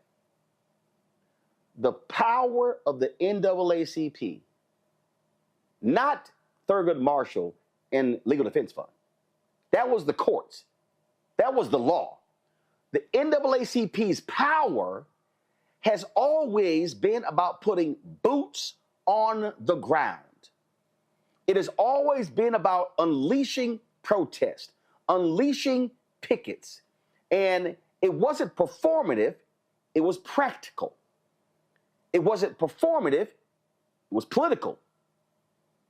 And so this is a moment, Reese, that I dare say that if we're talking about how do you organize and mobilize, how do you teach, we're talking about institutions and structures. We're talking about Black church. I'm gonna go back to what King said, the 4 institutions that a prime position to liberate Black America: Negro Church, Negro Press, Negro fraternities and sororities, Negro professional business organizations.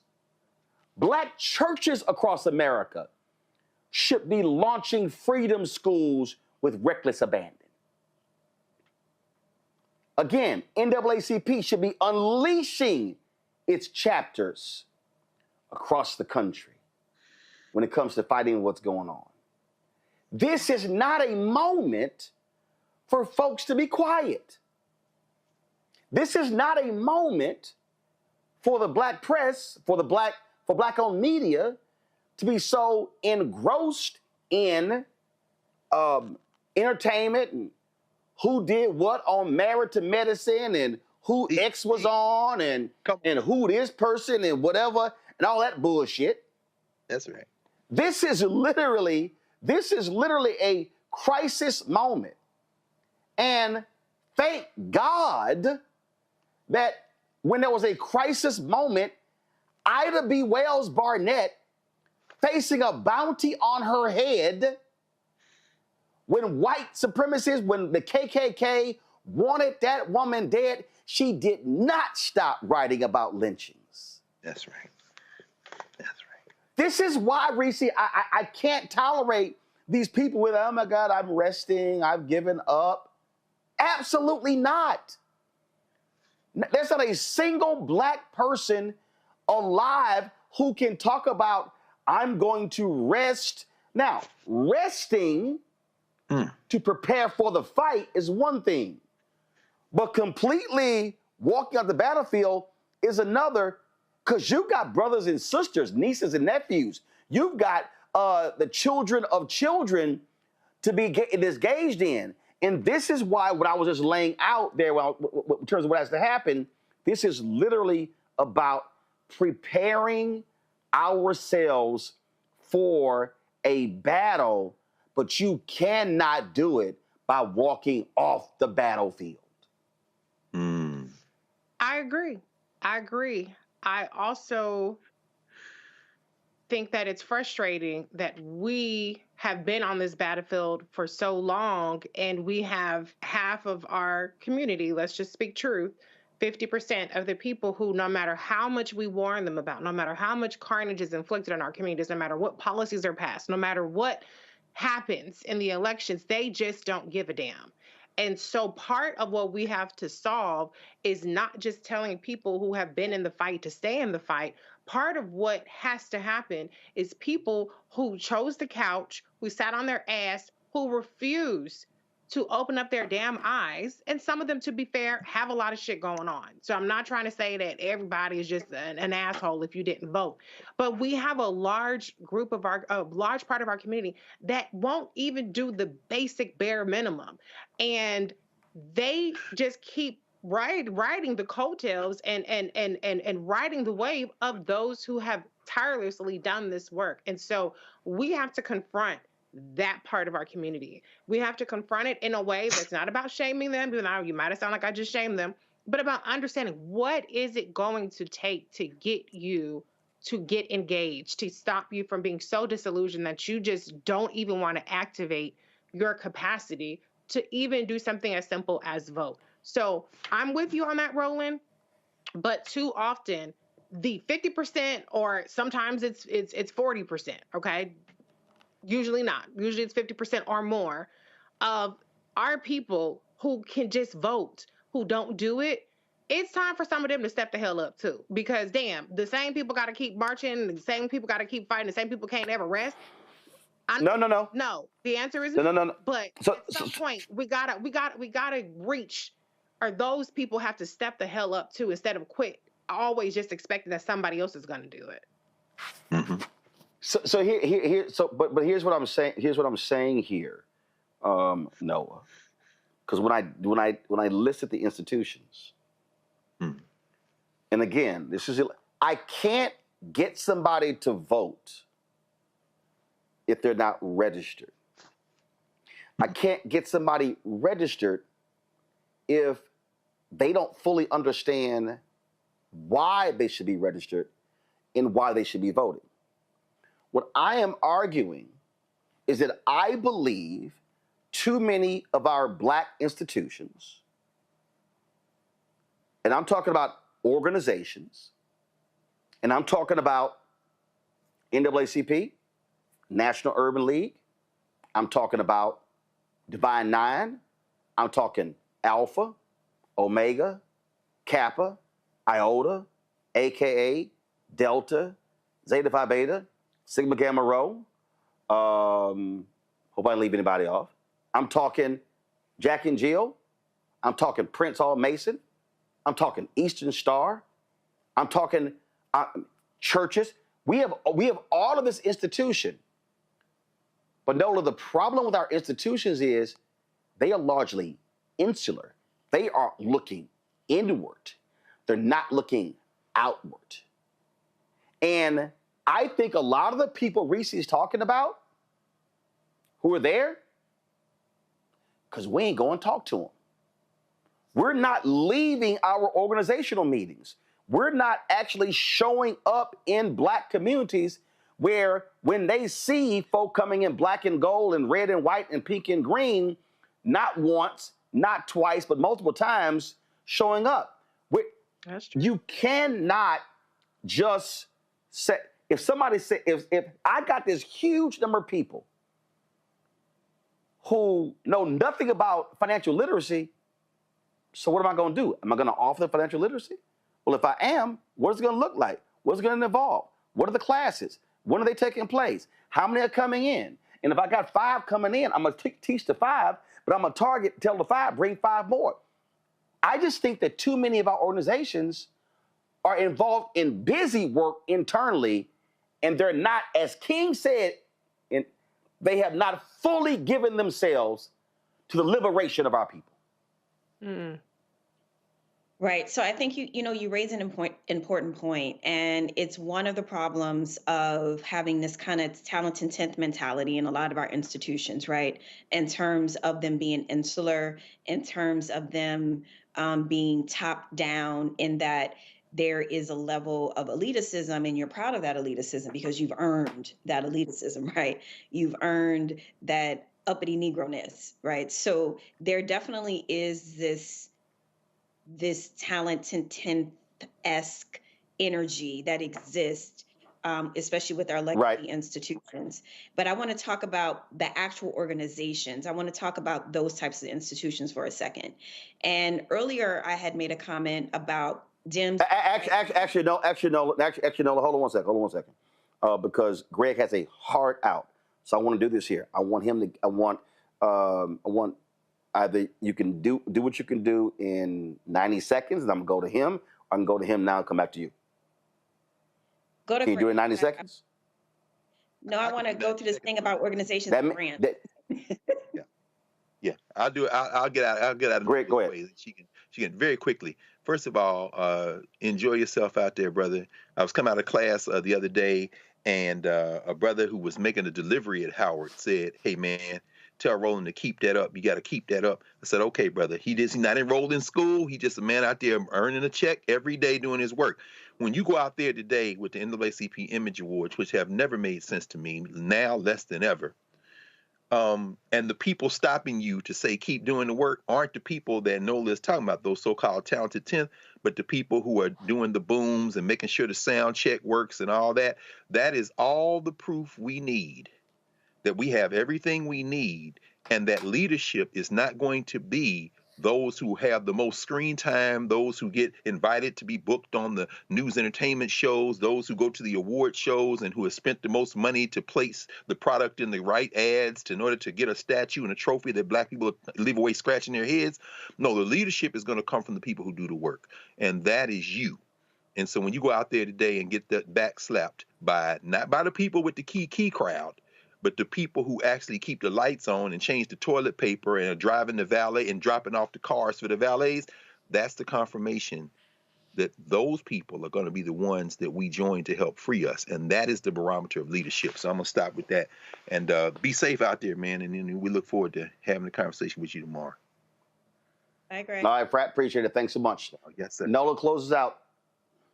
Okay, so I want to say something about the institutions very quickly, and this idea of being ready. It is very clear to me. I have no proof of this, but I've been in leadership with nonprofits for quite some time, so I have a very deep understanding of how these things work. What I'm seeing from a lot of these Black organizations is that somewhere along the line they switch priorities, and a lot of the times for you to get that grant money, you're writing specific grants about what these larger kind of philanthropic places, the research and the things that they're interested in, what they want to see. So what I feel like has happened and what I've seen in a lot of nonprofits, that have strong memberships, their memberships just want to do the kind of sexy things. You know, the last thing on people's minds are taken to the streets and have to fight this fight again. And for me, as I'm watching NAACP, as I'm watching Urban League trying to ramp up their engines, my nonprofit brain goes to, okay, wait a minute, why weren't they prepared for this? Oh, because they had moved, their priorities switched, right? And this, Roland, this, Reese, is, you know, talk about, you know, if you stay ready, you ain't got to get ready. This is proof in the pudding that yes, we deserve, you know, to take the vacations, and we deserve, you know, to have the comfortable lives and the nice homes.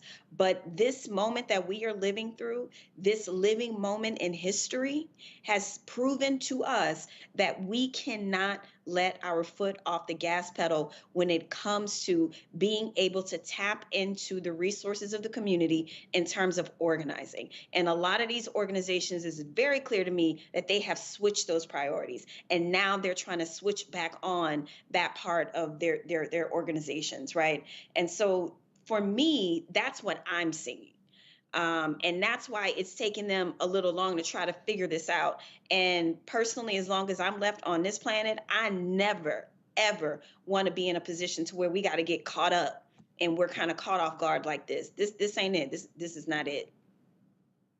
Can I say one So more thing? let me be clear. Can I Okay, go ahead. say one more thing? I completely Go ahead. understand and recognize the value of organizations, but there's also capacity that we have within ourselves where we don't have to answer to gatekeepers.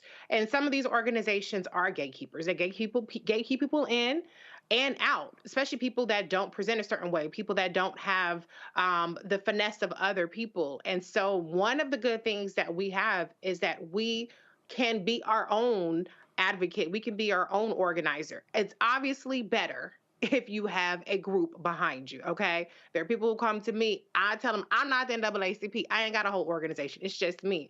But I think that your platform is a prime example of not waiting for somebody to give you the green light, of not waiting for the gatekeepers to say that you deserve this show on this network, but you create your own thing. And so I know that your point is more so directed towards organizations and how they need to step up, but I also want to remind people of the power that we have to fill in some of these gaps in whatever small way that we do. Even though we won't have the biggest impact, if a lot of people have a small impact, then we can start to move the needle. And a lot of us have moved the needle in ways that people never saw coming.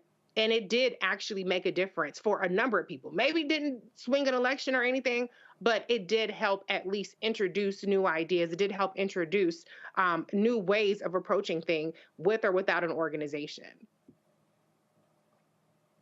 So here's how I will close this out. When I say organization, we have formal organizations, and then we have informal organizations. The reason I was I'm specific about the formal organizations is because many of them have international, national, regional, state, local. You have infrastructure. They're vertically integrated and they're horizontally integrated. And so that's first. But for the individual, I need the individual to understand they actually have to get connected with some organizing entity. Stokely Carmichael always said, you cannot show me an African American who has played an impact on Black America who was not part of an organization. So that means also that people out there, and that people, and I hear this all the time, people say, well, man, it's just me. No, actually, it's not just you. Because you actually know people. You actually have friends. You actually have family. You have church members. You have neighbors. What you're talking about when it comes to voting, there's a person sitting out there watching or listening right now. They need to understand. They can literally say, I'm going to commit myself to making sure that 25 unregistered people get registered.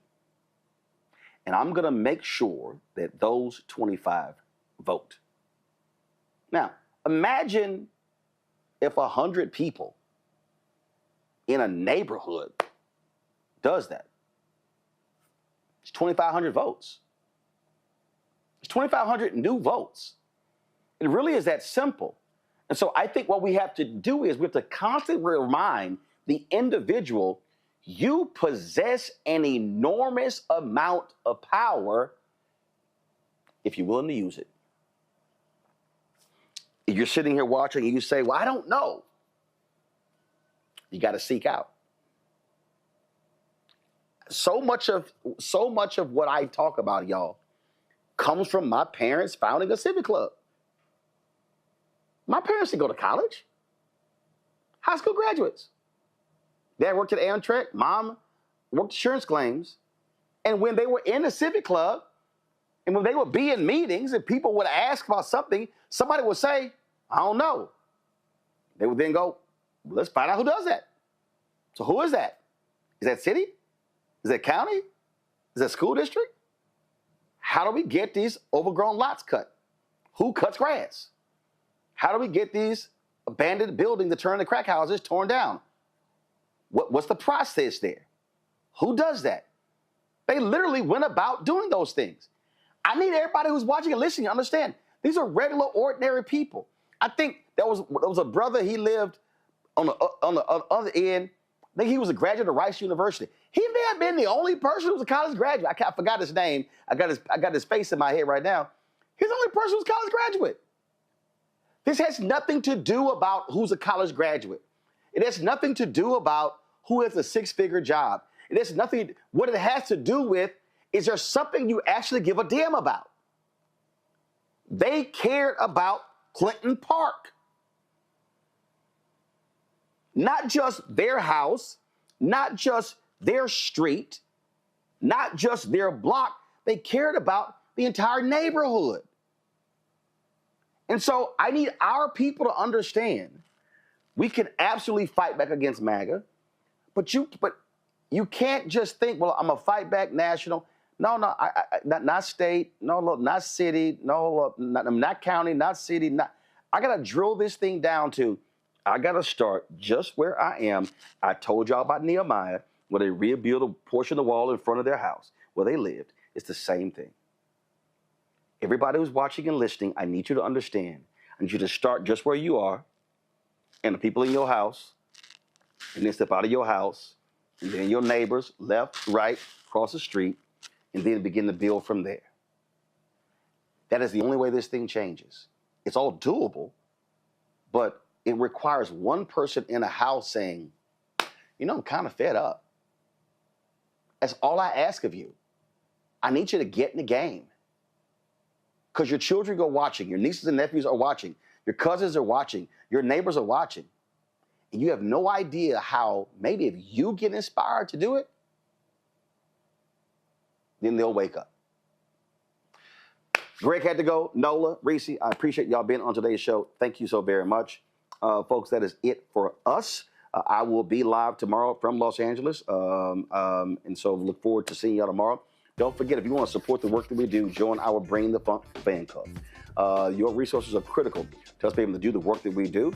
And so you can give via Cash App by using this QR code from Stripe. And if you're listening, just go to blackstarnetwork.com to get the QR code. Send your check and money order to P.O. Box 57196, Washington, D.C., 2003 7-0196. PayPal, R. Martin Unfiltered, Venmo, RM Unfiltered, Zelle, Roland at RolandSMartin.com, Roland at RolandMartinUnfiltered.com. Download the Black Star Network app, Apple phone, Android phone, Apple TV, Android TV, Roku, Amazon Fire TV, Xbox One, Samsung Smart TV. Be sure to get my book, White Fear, How the Browning of America is Making White Folks Lose Their Minds. Available bookstores nationwide. Get the audio version that I read on Audible. Also, of course, get our Roland Martin Unfiltered merchandise. You can simply get our 2 shirts. Hashtag we tried to tell you, FAFO 2025. Don't blame me. I voted for the black woman. There are other items that we have as well. Go to rolandmartin.creator-spring.com or go to theblackstarnetwork.com. Don't forget, download the app Fanbase. And also, if you want to invest in Fanbase, go to startengine.com/Fanbase. And don't forget, if you have the app Clubhouse, delete that app. Don't use it because they don't care. The venture capital firm behind them don't give a damn about black people. And so if you want to use audio rooms, use the audio rooms on Fan House. The hell with Clubhouse. Folks, that's it. I'll see you tomorrow right here on Roland Martin Unfiltered on the Black Star Network. Coming up next, our new show from Jamil Burley and Bria Baker. That's it. I'll see you tomorrow. Holla! Black Star Network is here. Oh, no punch! I'm real revolutionary right now. Thank you for being the voice of Black America. All momentum we have now, we have to keep this going. The video looks phenomenal. See, there's a difference between Black Star Network and black-owned media and something like CNN. You can't be black-owned media and be scared. It's time to be smart. Bring your eyeballs home. You dig?